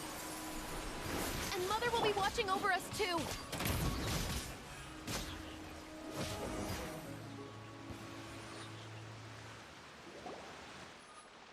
You've lost. To think I'd lose to my own 2 kids. We are no children of yours, and we'll never call that place our home. Then tell me, what did you do all this for? You lost your mother, and will soon kill your father as well. What will you gain in the end, other than sentences for your crimes? We will gain our long-awaited justice.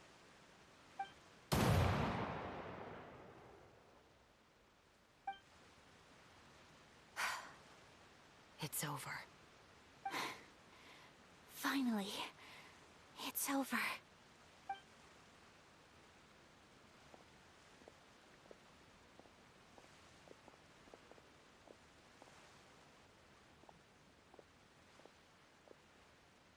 So, where will you go now, Tulip? I'm not too sure, Iris. Maybe somewhere with lots of flowers? After all, Mother always did love going where the blossoms were. What about you? I want to go visit Mother's grave. Yeah, that's not a bad idea. Huh? Tulip, look! What is it? It's Mother's favorite. The rainbow rose. Look, it's blooming again. Excellent! That was beyond mesmerizing. Even I didn't expect this scene to go so well. And we got it in a single take. All right, everyone. We've got a wrap for Tulip and Iris. Congratulations, Ayaka and Chevres! Thank you. I didn't expect our parts to wrap so quickly. I wish I could savor the experience for just a bit longer.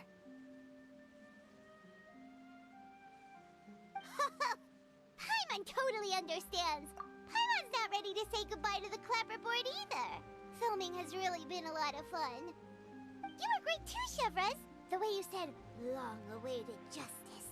It gave Paimon chills. That is indeed my favorite line in the whole book.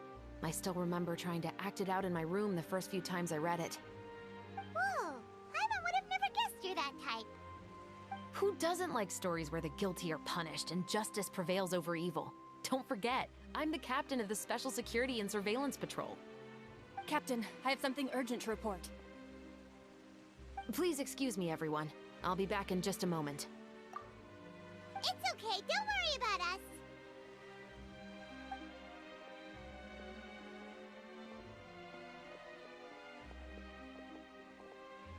Oh? Was she whisked away by work already? I was just about to tell her how great she did. It seemed like some urgent official business. Then perhaps we should thank the stars that we were able to wrap both of your parts so quickly today. Switching around the filming schedule would have been a real pain. Anyway, I actually came over to let everyone know that we're all done for today. You can go home and get some rest. And one last thing, Miss Ayaka. Your acting skills today were immaculate as always. Are you sure you won't consider taking up full-time acting? See, I just happen to know this great troupe that's still looking for a lead actress. Thank you for your kind words, Director Farina. Unfortunately, there are still many matters that I have to take care of back home at the Yashiro Commission. I cannot remain in Fontaine to pursue an acting career. Nevertheless, I will make sure to treasure this incredible opportunity in my heart. Oh, that's a shame. But I understand. Just let me know if you ever change your mind. I believe it's also about time for me to take my leave. But hopefully I'll see you on set over the next few days. Even though my part's wrapped, I'd still like to swing by and help out the crew. See you tomorrow, Traveler and Paimon. Yep, see you tomorrow! Well, what should we do next? Maybe we'll go investigate the case some more with Chevres today. Traveler, Paimon, please come with me. Huh? Where are we going? You could say that our ship has finally chanced upon one of those small, remote islands of intel.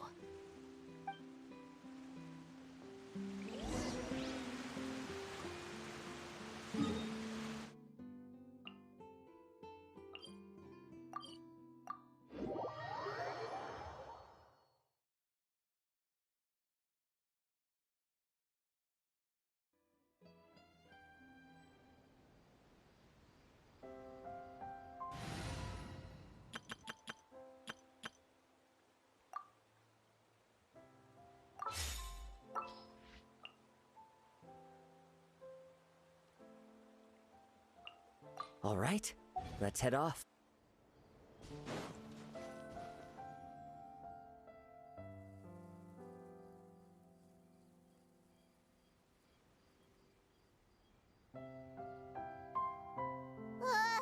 Paimon's exhausted. Paimon definitely didn't expect having to float this far after a full day of filming. So, Chevres, why did you take us here? Affirmative. It wasn't anything conclusive, but it should show us a clear way forward. Have you ever heard of someone by the name of Emily? Oh, you mean that famous perfumer? She's a good friend of mine. She's lent me her aid several times in the past to resolve some difficult cases. After I discovered the rainbow rose at the scene of the murder, I sent it to her. After all, she's probably the foremost expert on flowers and scents in all of Fontaine. And then? There was nothing remarkable about the flower or the trace amounts of soil left on it. But according to Emily, the rainbow rose left by the killer was derived from a very rare cultivar. Huh. Paimon didn't know that there were different varieties of rainbow rose. Paimon just thought they grew everywhere in the wild. Flowers that are deliberately cultivated will always show some different features from those that bloom in the wild. We already knew that the rose left at the scene belonged to a special cultivar, but with Emily's expertise, we were able to pinpoint the place where it was first picked from. Oh, Paimon gets it now. So whoever first planted that rainbow rose was probably the killer. Precisely. And after we checked what we learned against some sales records from the past, we discovered that there's only one person in all of Fontaine who could grow and sell this specific cultivar. Really? And who is it? It's the novelist. But didn't you say he had an alibi? To be clear, I haven't changed my mind about him. I still don't think he was the one who pulled the trigger. However, that doesn't mean the true culprit never visited him at his home or never purchased a rainbow rose from his garden. Whatever the case, we will have to confirm a number of things with him. So you mean the next place we need to go is... Yes, we're going to pay him a visit at his home.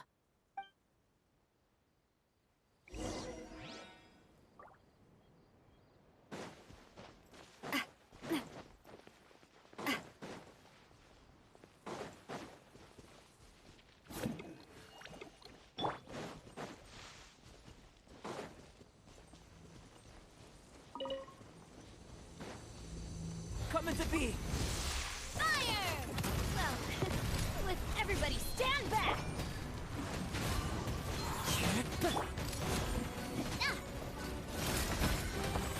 Watch out!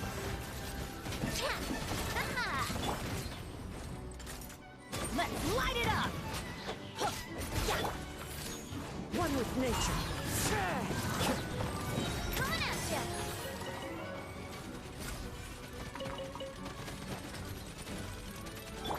Live!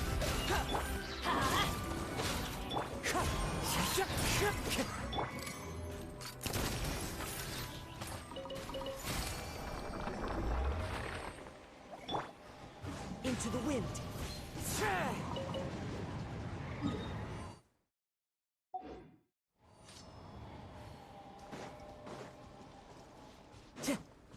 Time to go.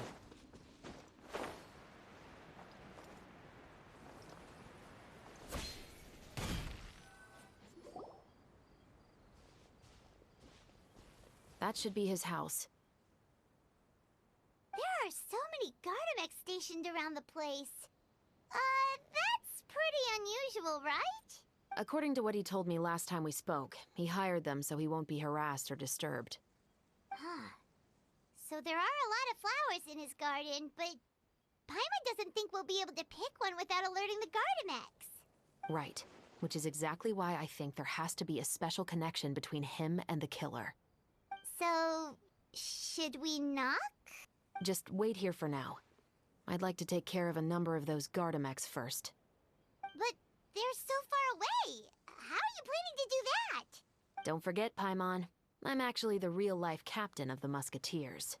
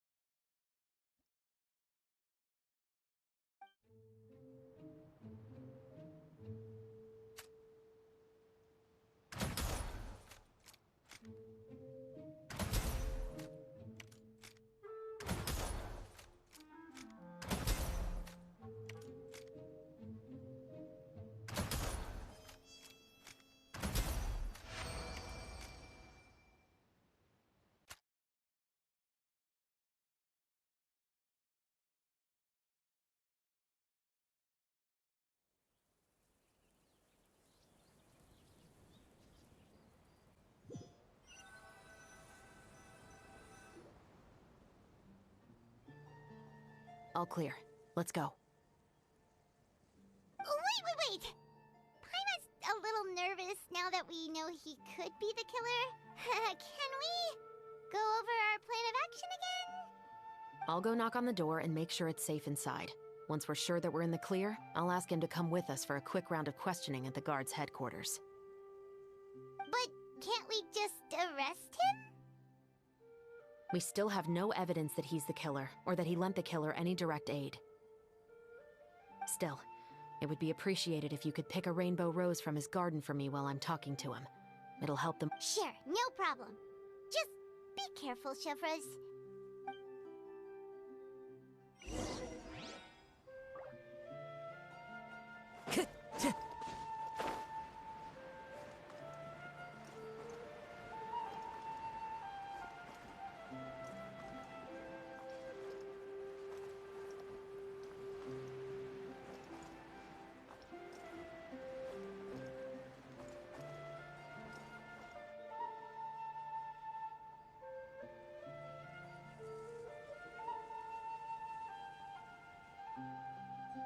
Excuse me, Mr. Baptiste, are you home?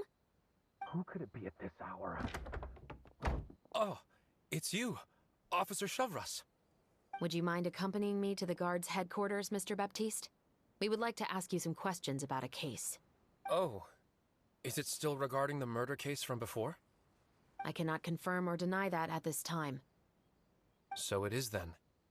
Listen, I need you to come with me, Mr. Baptiste. Miss Chevres, I'll save you the trouble. Oh, and you two over there? There's no need for you to pick my flowers either. It's not time for them to bloom yet. Oh!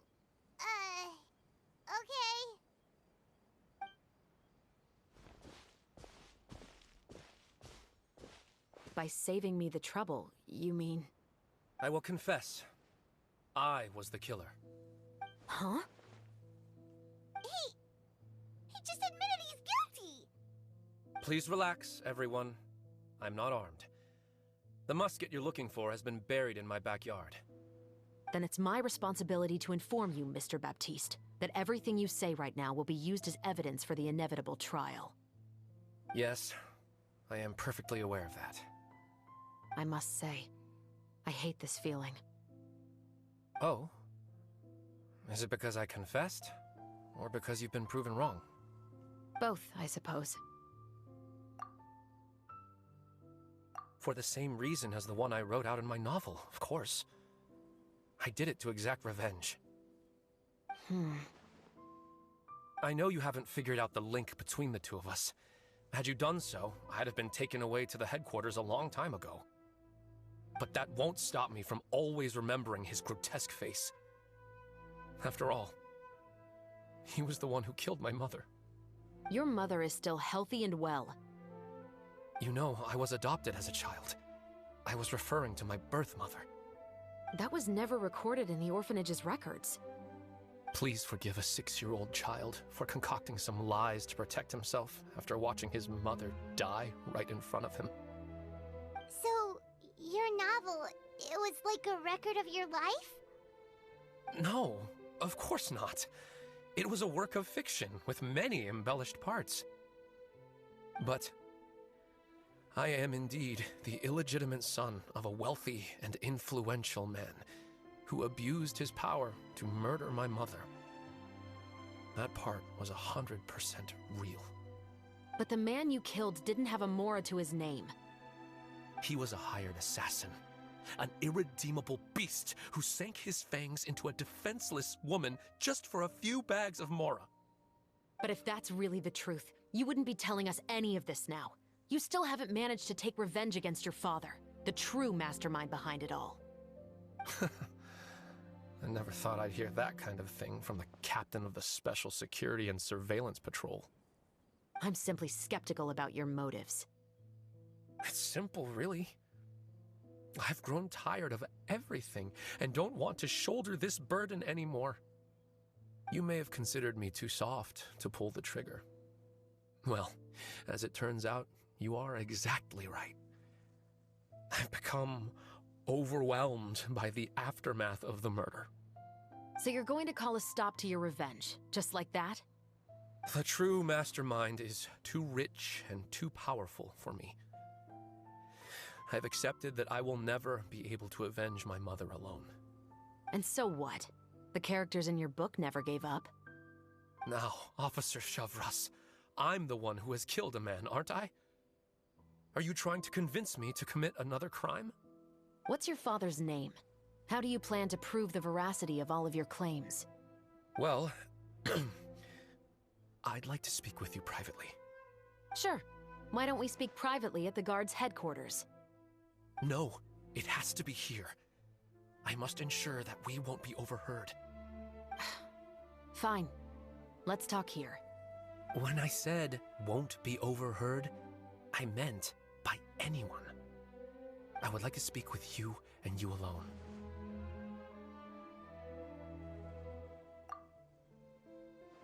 Thanks. I appreciate it. Please stay safe, Chavras.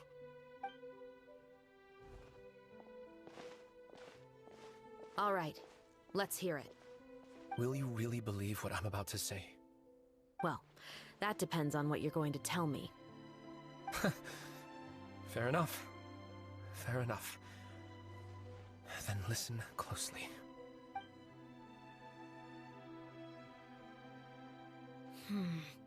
So that's how it's all connected.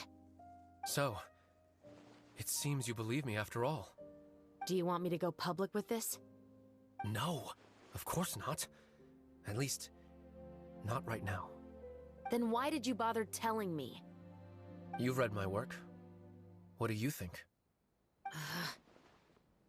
Even if you were to go public with all of this right now, he'd simply deny everything.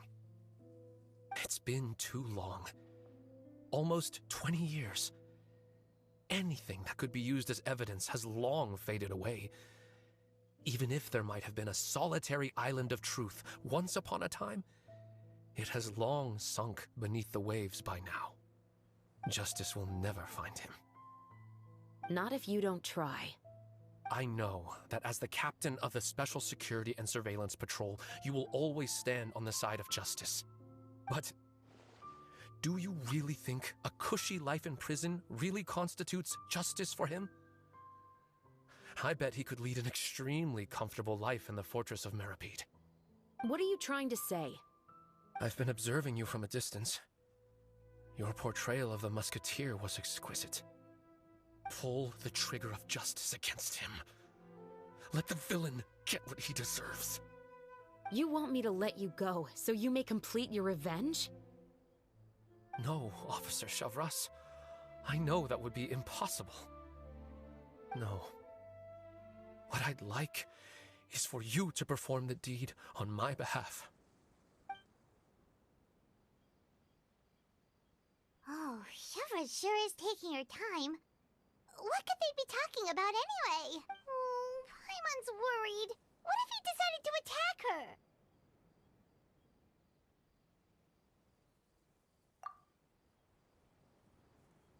Oh, you do have a point. Still, do you have any idea who the rich person might be?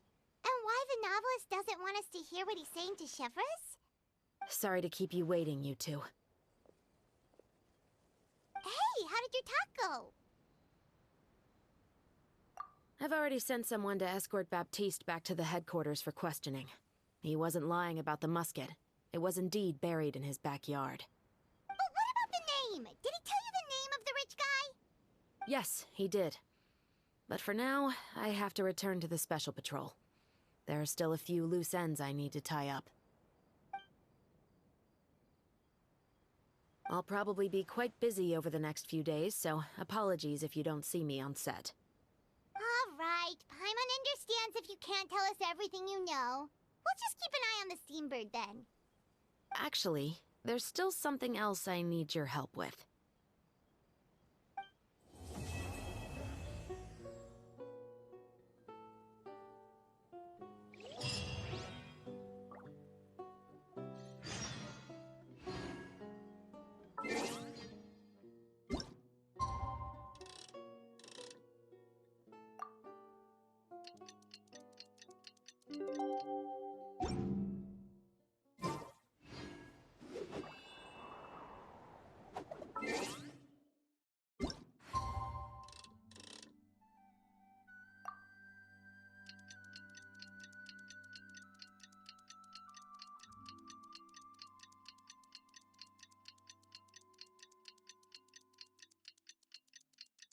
We haven't seen Chevra since that night at Baptiste's place. Well, guess there's no point in worrying about it now. Let's go join up with the others.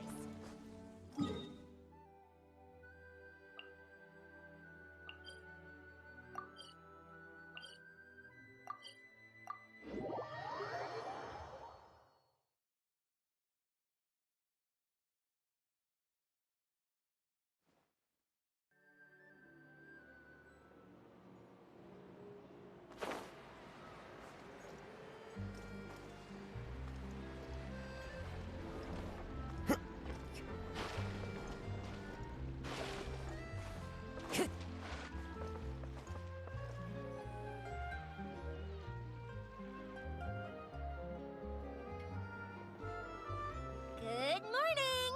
Hayaka and I were just talking about you. Is Chevra still not joining us today? Probably not. We haven't seen her either. Huh? That's such a pity. Director Farina said that we've only got a few small scenes left before wrapping up the entire thing. She even said that she'll get me into a couple scenes, so everyone will have a chance to shine in front of the camera. We were also planning on having a victory feast once we're all finished filming. You can join us, right?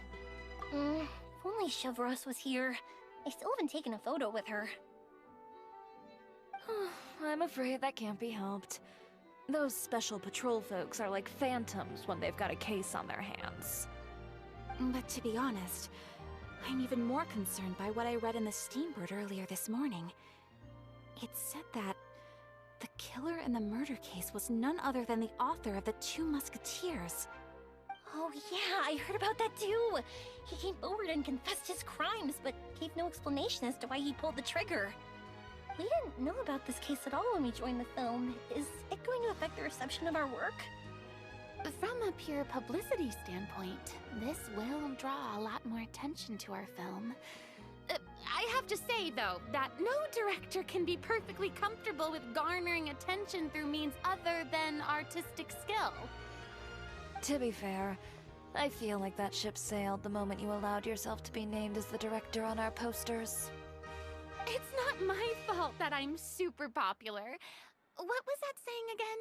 My popularity has, Sunk to an all-time low? spread to the four corners of Teyvat.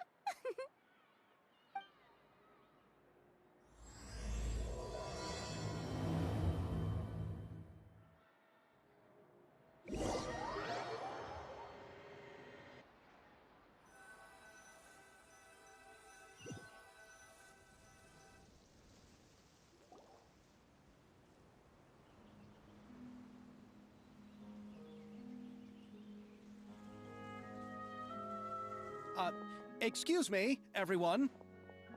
Xavier! Feels like it's been ages since we last saw you. I've been talking non-stop with the Film Association, and I'm absolutely swamped trying to coordinate the film's marketing.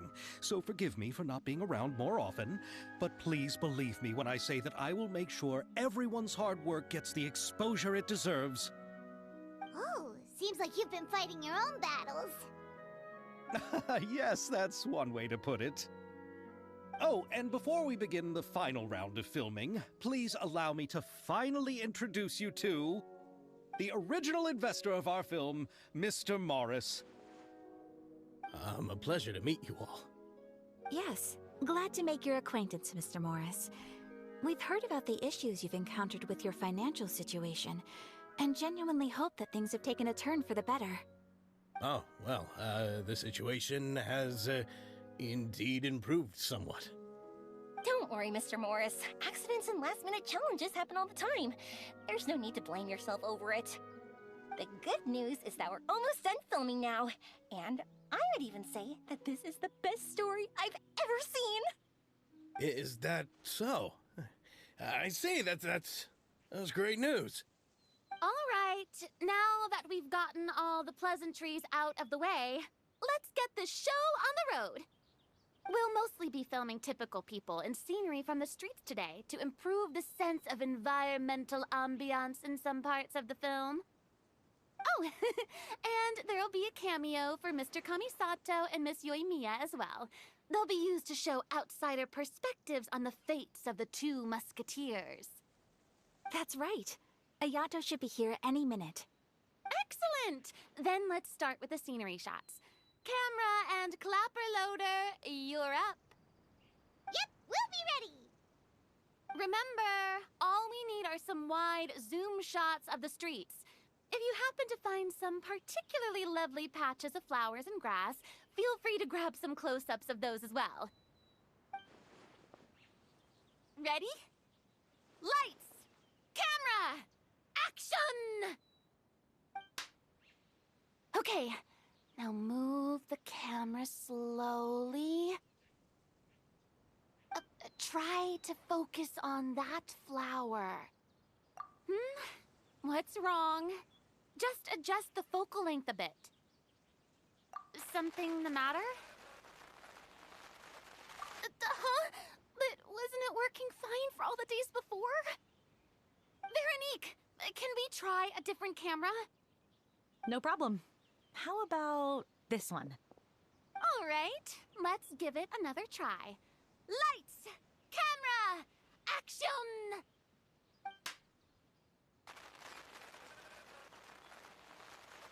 Don't tell me. This one is broken too?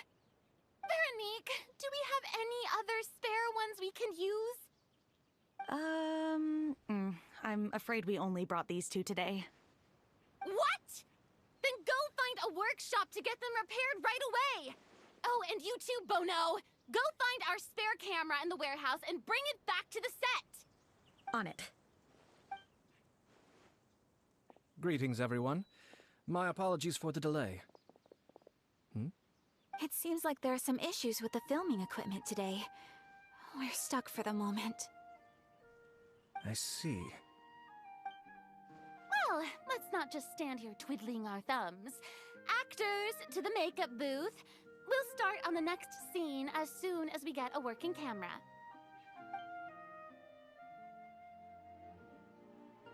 The people at the workshop told me that the part which holds the lens in place seemed to have fallen off. That's super strange. It was perfectly fine just yesterday.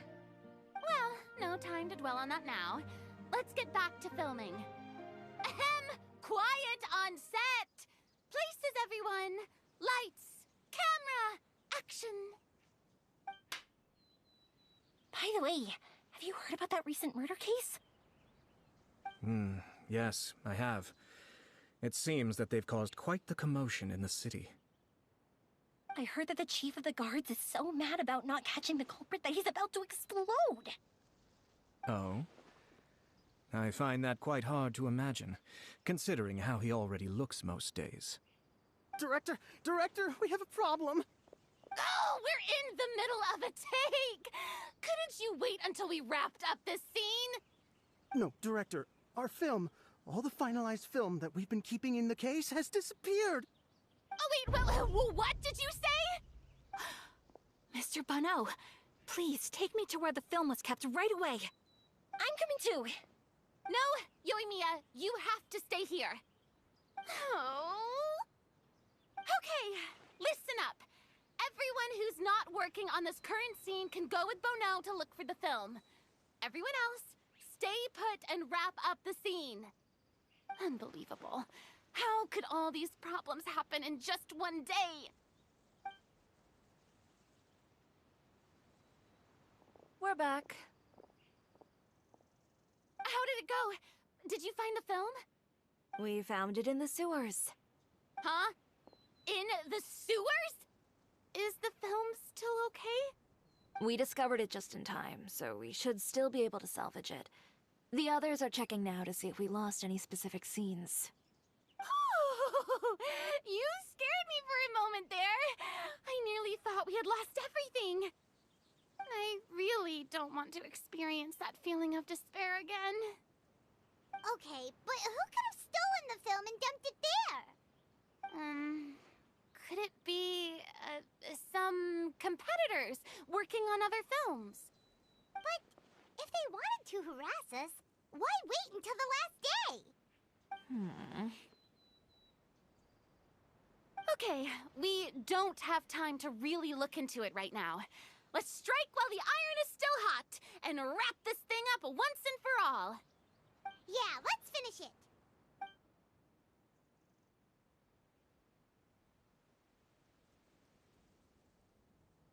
I would like to officially announce that our entry to the festival, The Two Musketeers, has now concluded filming!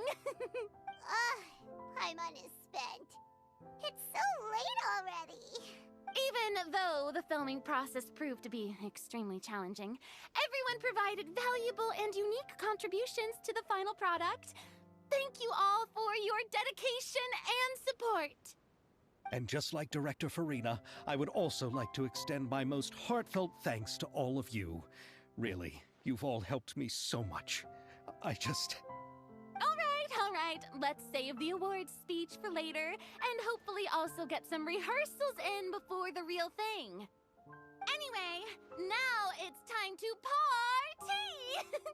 Let's all make our way to the beach and have a celebration feast so loud and fun that even the blubber beast will want in. Party! Party! Paimon wants to party!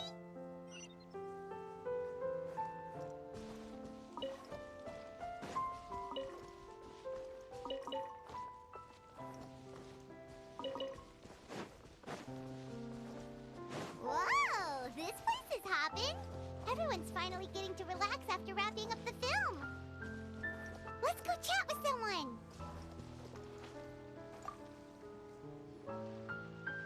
Hey, Ayato! How's your work been going? Everything went rather smoothly. Thank you for your concern. Ayato told me that we've already confirmed the dates for some Inazuma Fontaine cultural exchange events. So the next time we visit, we'll be doing so in our capacities as the representatives of the Yashiro Commission. Oh, that's great! Then maybe Paimon will be able to find Fontaine detective novels in Inazuma from now on! Oh, wait. Wouldn't Yaimiko get upset if that happens? That would be stealing some of her business. You've got a point. She's always complaining that light novels have become bland and too predictable after all. The cultural exchange won't only feature literatures of both nations, of course. We have also made plans for cross-cultural engagements in the fields of gourmet cuisine, toy making, and artisan craftsmanship. Wow! Paimon's getting super excited now! When the time comes, be sure to visit and participate in all the events.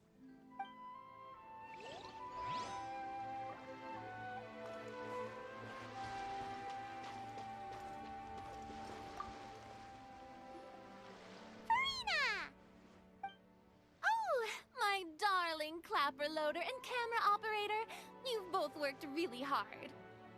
Paimon thinks you worked even harder than us. Honestly, Paimon was getting a little tired of playing with the clapperboard by the end of it. Worst of all, Paimon started having dreams of you shouting, "Lights, camera, action!" into Paimon's ears. The actual dream can't even start until you've yelled that. Hey! If anything, shouldn't I be more grand and delightful in your dreams? We've been through so much together, and that's how your brain remembers me? That's not Paimon's fault. We've just used the clapperboard too much lately. Anyway, what's most important is that we wrapped the film. I'm pretty confident that we'll take first prize. Hey, no need to mention the official name. Wait, now that you mention it, if we did win the prize, would Farina just get a statue of herself? Come on, I don't need that kind of attention. Xavier can accept the reward on our behalf. But just imagine! Farina accepting the Farina Award and holding a Farina statue. I'm going back to my dessert now. You all can keep discussing that on your own.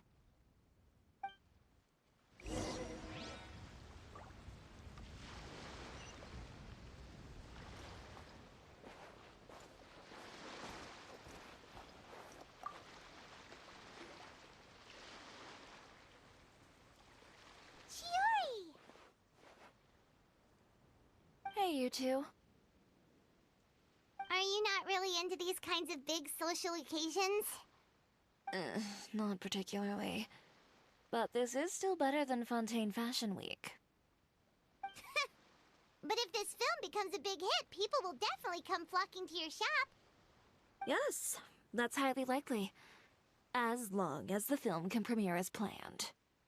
Are you still worried about the case? That and all the obstacles we had to face today. You're right. It's as if all our bad luck just manifested at once. But why today of all days? No, it's nothing. We've already delivered the film to the editors, so there should be nothing more to worry about. How are you doing, Mr. Morris? You having a good time? Well, you could say that. Do you happen to know when the party is scheduled to end? Judging by how much fun everyone's having, I'd say probably not until well after midnight. Is there something that you still have to take care of at home, Mr. Morris? Oh, well, I'm just not a late night person, so I might take off shortly. Oh no! Silly me. I almost forgot something super important. Oh, what is it? I prepared a whole batch of fireworks for the party, but I forgot to bring them over from the warehouse. Fireworks, you say? That's truly a pity. Sorry things didn't go as planned. Could you help me carry them over, Mr. Morris? I won't be able to fetch all of them by myself. Me? Are you sure that you can't find anyone else? I just wanted to make this a surprise for everyone. The warehouse isn't far from here. We'll be there in no time. Pretty please, Mr. Morris. These are some of the best fireworks I've ever made. So I also want you to see them before you leave. They're stunning. I promise that they'll be a once-in-a-lifetime experience that you'll never forget. But... It's okay. Just come with me. If we're sneaky enough, nobody else will see us leaving. All right. The warehouse is right over here. I moved the fireworks there in advance, so it shouldn't be too much work bringing them back. It's still a ways away from the party. Sorry about that, Mr. Morris. It's probably because I'm used to carrying fireworks all the time, so it doesn't feel like a lot of work to me.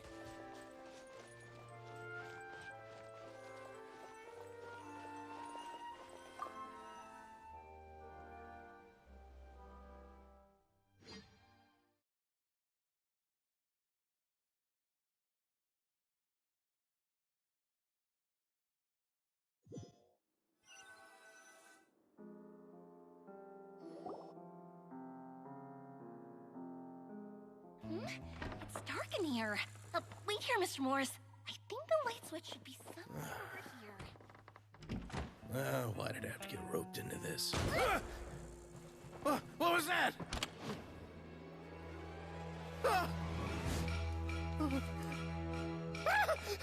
Who's there? Get me out! Get me out of here! Did you really think you'd get away, Morris?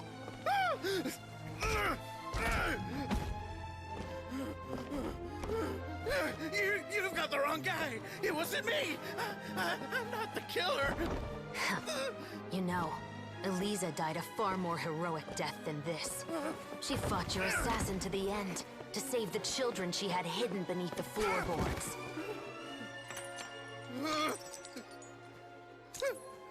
That is Eliza's pendant. The one with a photo of you two inside. The one you gave her. Ring any bells? It's a fake! It has to be! There's no way! No way your assassin didn't destroy it, you mean?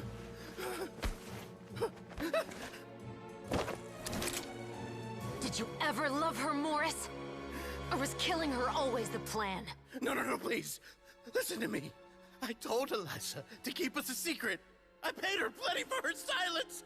I never thought she'd keep the child. Everything was gonna come out, and I had no choice. She'd force my hand. No!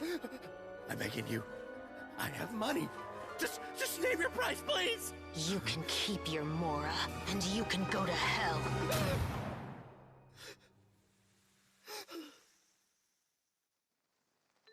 I'm Captain Shovraz of the Special Patrol.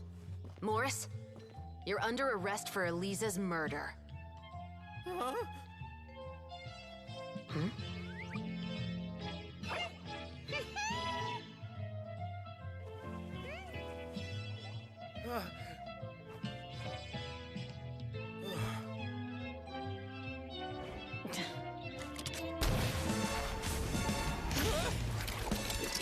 You're under arrest too, prop manager Veronique. Or perhaps I should call you the Second Musketeer.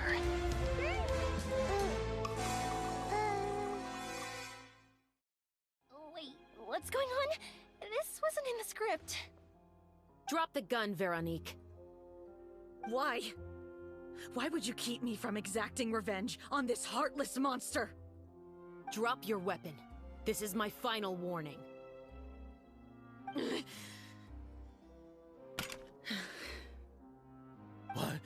What is going on? Do I have to spell it out for you, Morris? Everything that took place just now was staged to get you to confess the truth. But this last part is all improv, of course.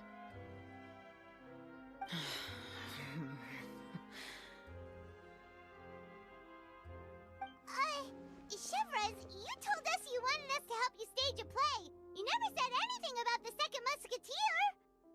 It's because even I had no way to confirm my theory until now. Thank you for your performance, Yoimiya. Could I trouble you to go and bring in the other Special Patrol members? They should be on standby just outside. Oh, and please tell the other cast members not to worry about us. We'll be rejoining them shortly. On it!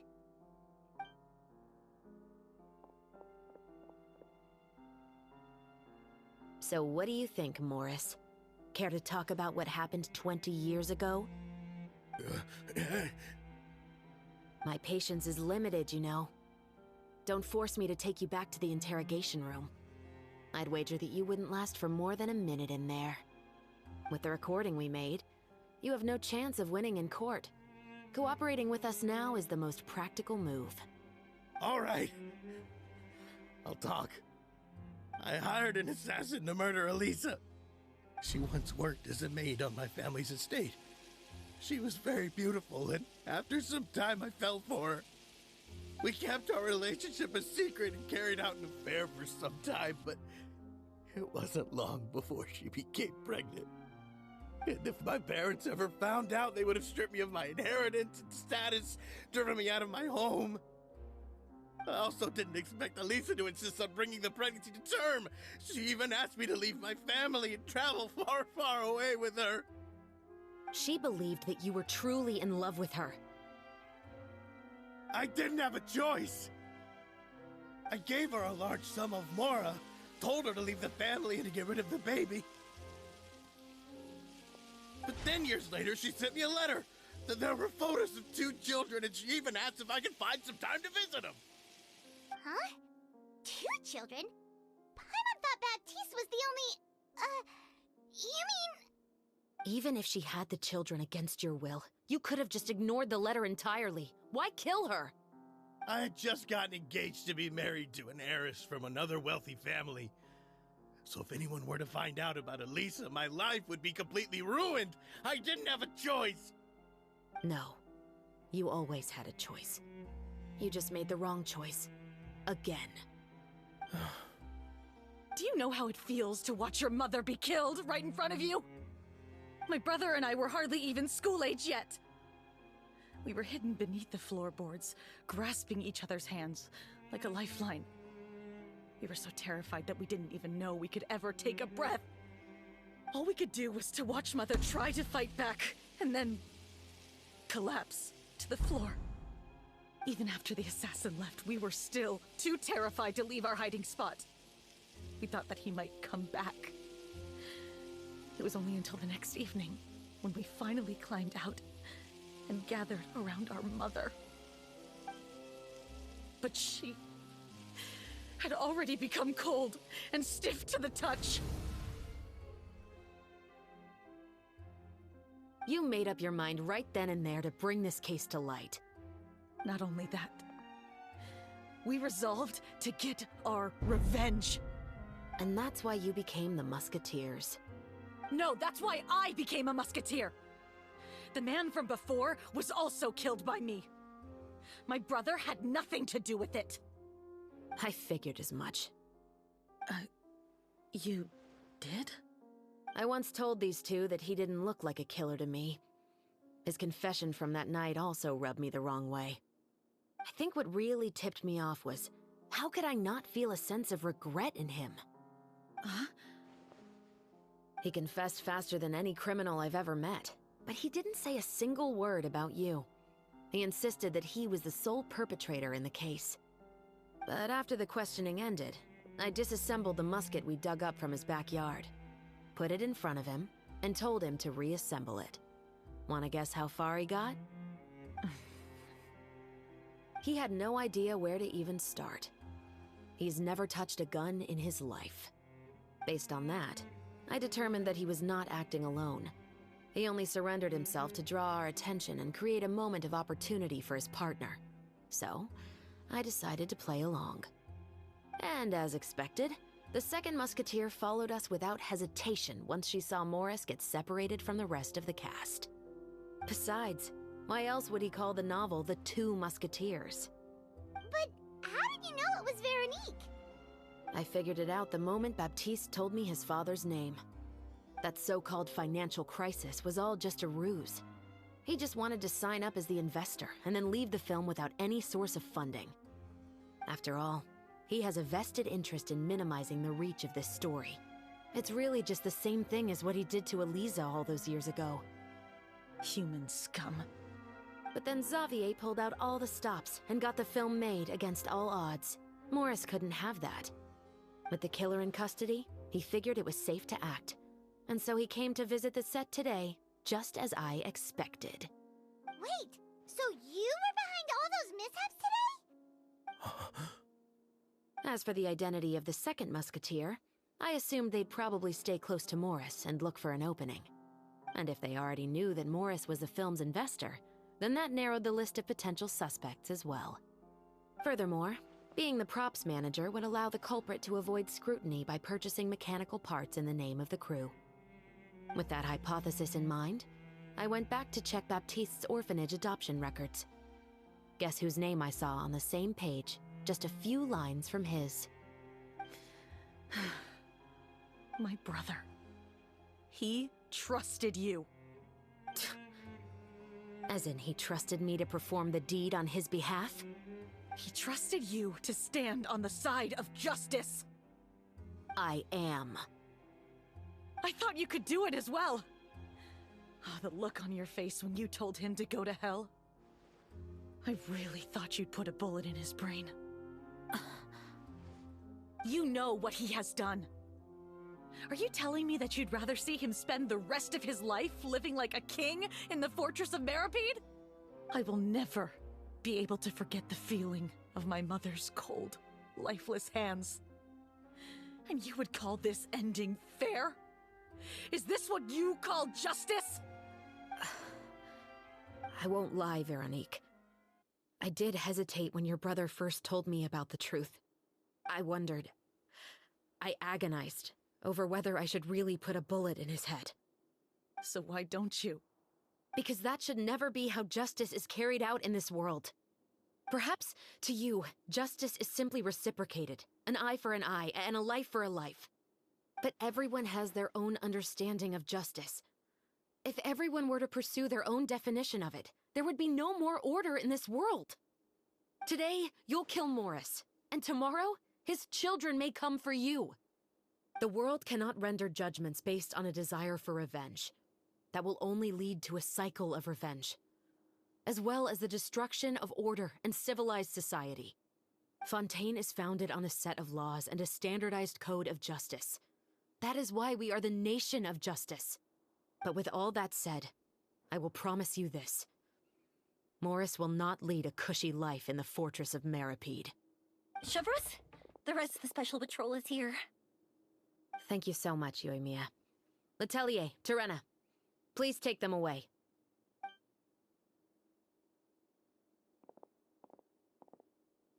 I still can't agree with your reasoning. I know. Justice has not been delivered. At least, not today. Chevreuse. Let's go. We should give an explanation to the crew. Thank you for your concern. I'm fine. I'm just thinking about the things in life that have driven people to take justice into their own hands.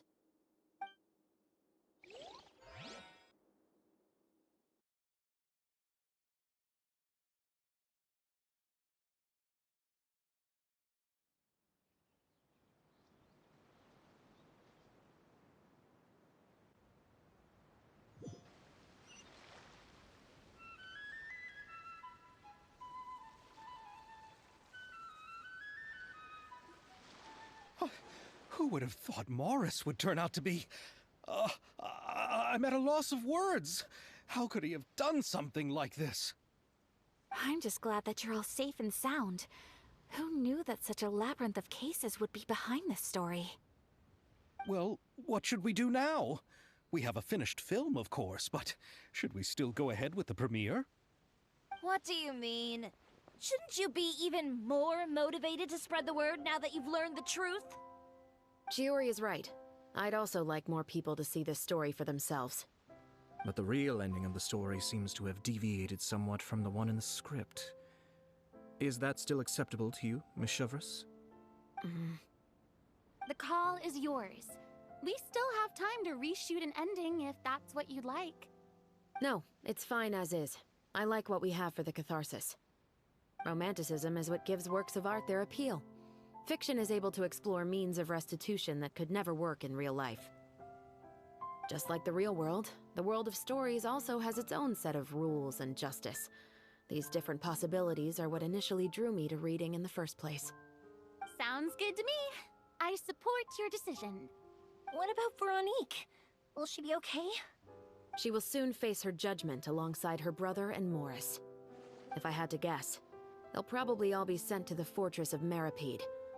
I'll make sure to give Risley a heads up about it. Oh, you mean that kind of heads up? Exactly. Ahem. All right, then the matter's settled. Now that everything's been taken care of, there's no reason for us to keep looking all gloomy and grumpy. Let's get back to the feast and enjoy each other's company. We'll be starting the post-production process tomorrow. You should join us, Chevreuse. You missed the first few hours of the party, didn't you? All right. Count me in.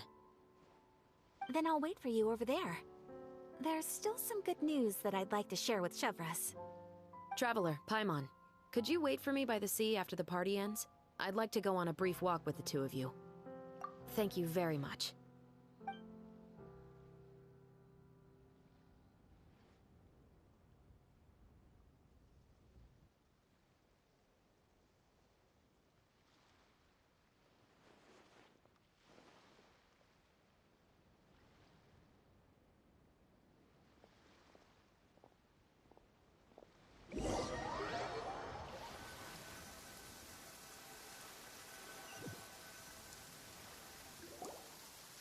Sorry for the wait.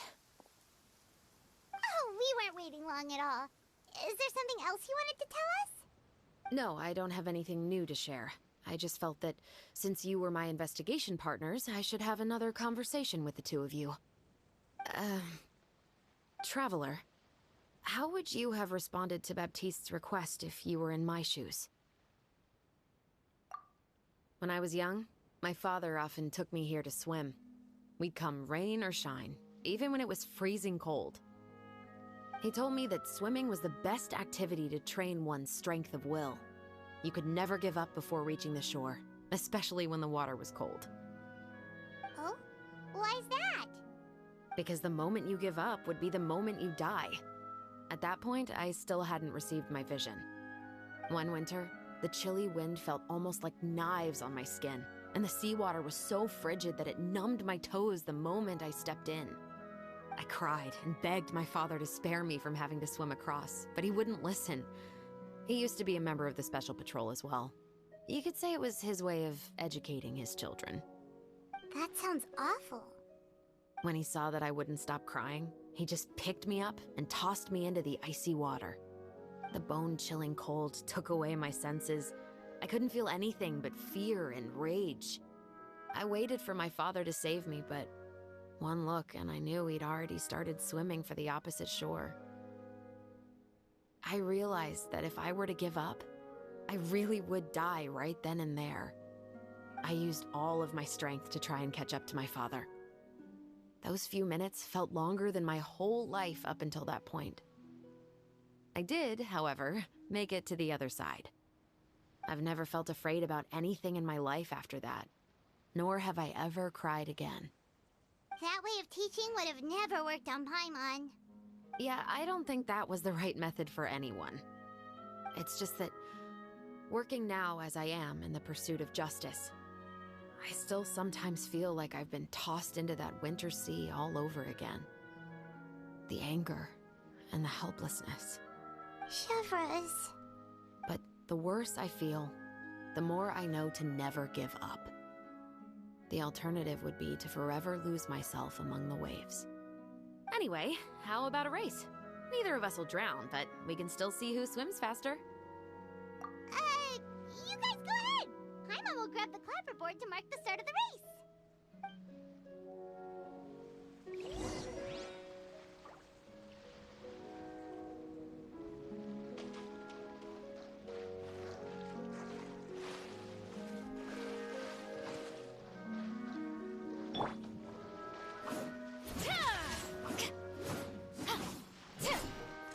morning.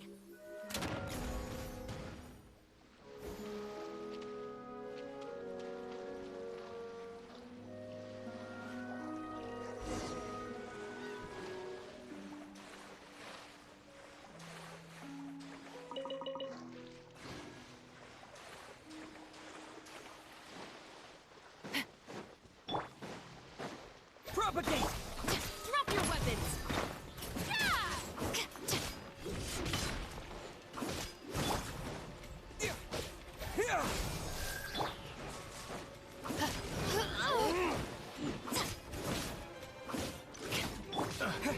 Scatter! Germinate! Suffocate! Stop right there! Hands where I can see them!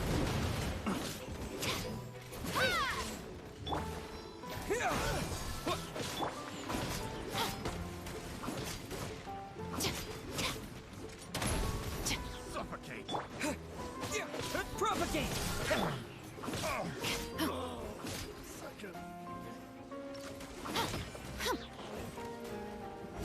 Suffocate! Hey there!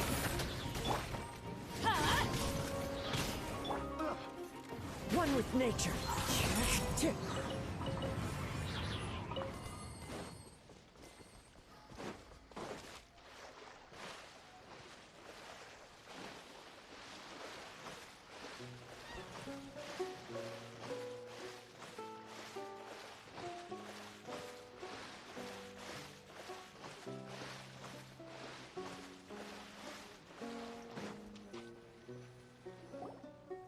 Sorry for the wait.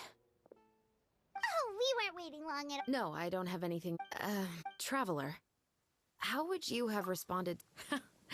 Just like the protagonist of the story, huh? Can't say it doesn't suit you. When I was young, my father often took me here. He told me that Oh? because the moment one winter, I cried. And That sounds... when he saw that I wouldn't, the bone chilling. I waited for my father. I used all of... I've never felt afraid about any... That way of teaching? Yeah, I don't think that was the right... It's just that... working now as I am in the pursuit of justice. Chevra... But the worse I feel... Anyway, how about a race? Neither of us will drown, but...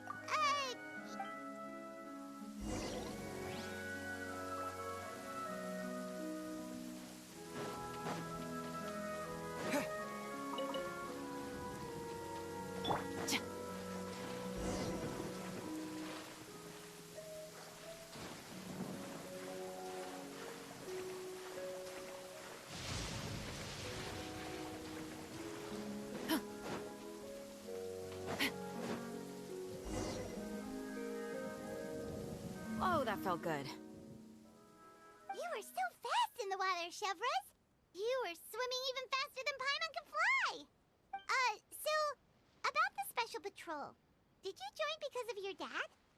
Partly, but I'd say I was more inspired by the heroes I read about in stories growing up. Oh, so it's due to your love of stories! Of course, it was only after I joined the Special Patrol that I learned that truth is often stranger than fiction. Come on, let's walk a bit more.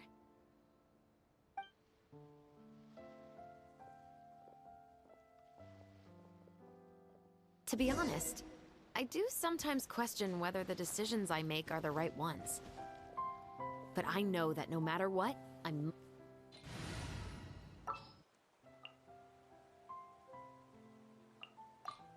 The threads of your fate lie in my hand. Because the only thing I've got my eyes on is the shore in the distance.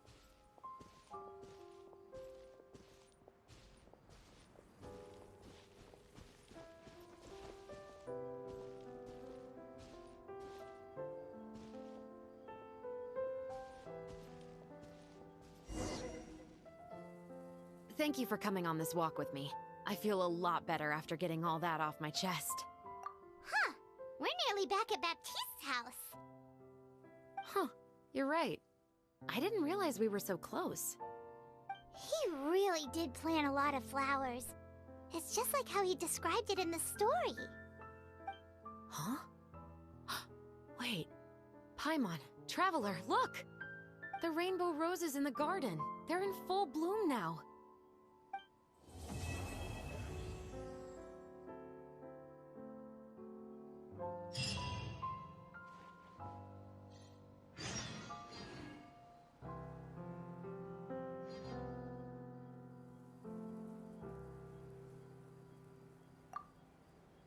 Even though it's a bit late, I must thank you for investigating this case with me. Not on behalf of the Special Patrol this time. It's a personal expression of gratitude from yours truly.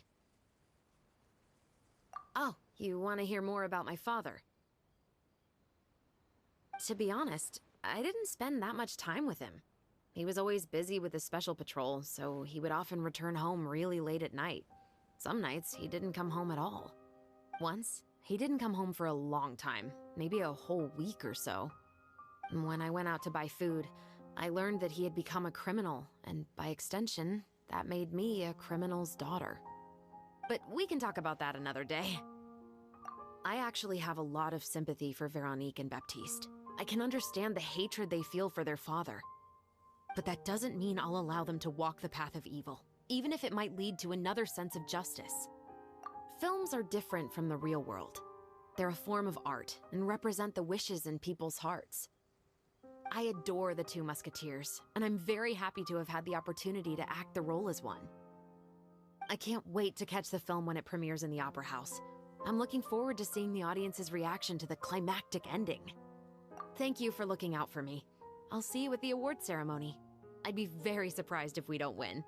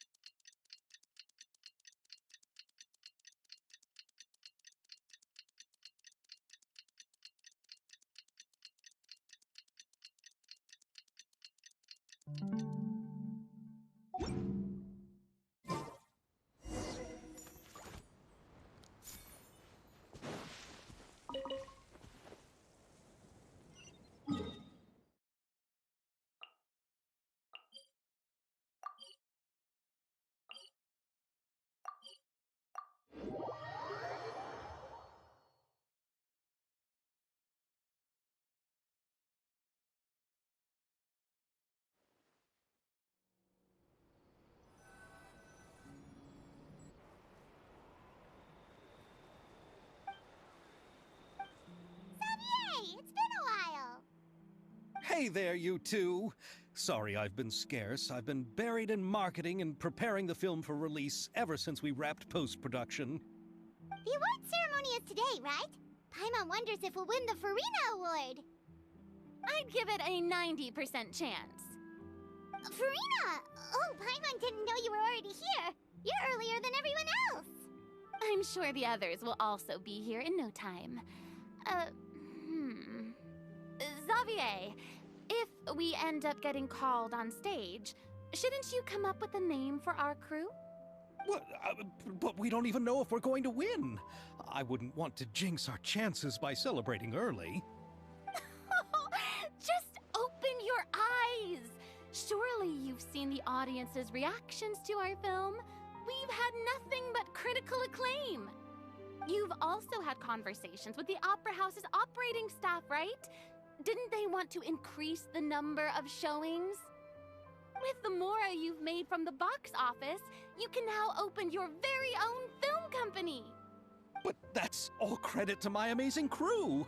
You've all helped to make this a reality, so I can't be the only one asked to come up with a name. Well, give it some thought. I'm sure the crew will respect your choice.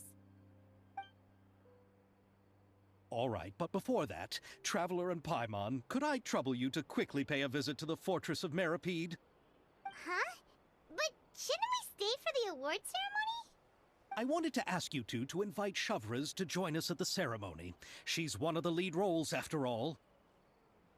I haven't been able to find her recently, so I haven't had the chance to invite her personally. According to the papers, the culprits of the Musket murder case will be personally escorted today by the captain of the Special Patrol to the Fortress of Meripede. Oh, Paimon gets it now. Yep, just wait here, Xavier. And up with a few snappy-sounding names. All right, then I'll leave you to it.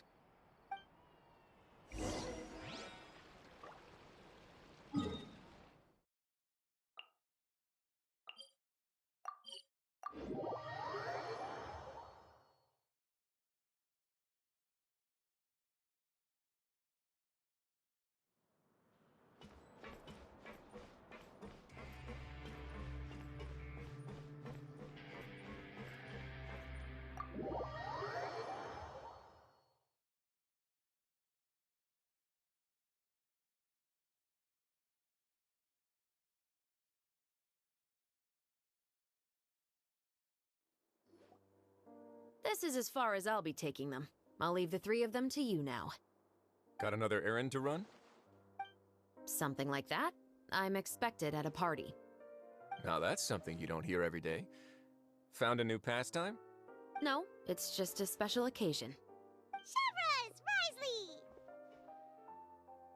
Festivals really do bring people together. It's been a while since I last had so many visitors at the Fortress of Meripede.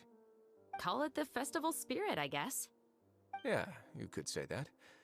Even our head nurse has gotten herself all worked up preparing super deluxe nutritious shakes. Just one gulp and you'll have met all your nutrition needs. Were you talking about work just now? We've already finished discussing everything. So? I believe I haven't yet made any promises or guarantees. But you also didn't shoot me down. Here, how about this? You could give everyone a copy of the newspaper. Perhaps on the day when the cover story happens to, oh, I don't know, expose a certain someone's misdeeds from 20 years ago? I suppose then a certain someone may soon find himself the most unlucky person in the Fortress of Meripede? While another two people will soon be hailed as heroes. Speaking of heroes, did you two need something from me? Actually, we're here for... You're here to invite me to the party, right? Don't worry, I didn't forget. Ooh, then let's head back right away! See you, Risley! Happy Fontenalia Festival! And the same to you.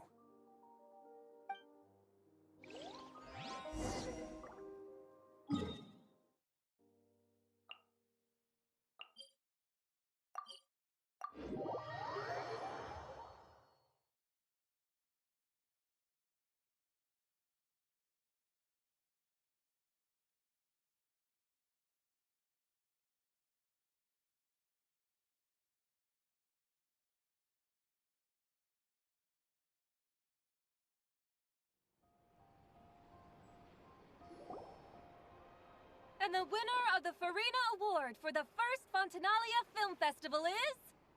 the Two Musketeers!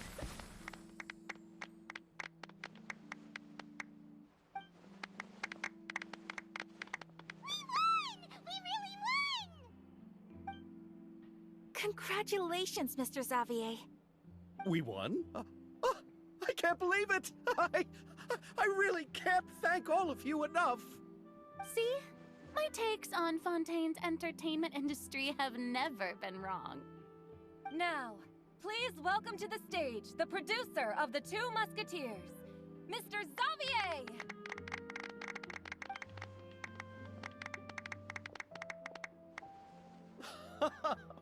Thank you! Thank you all so much for your recognition and support.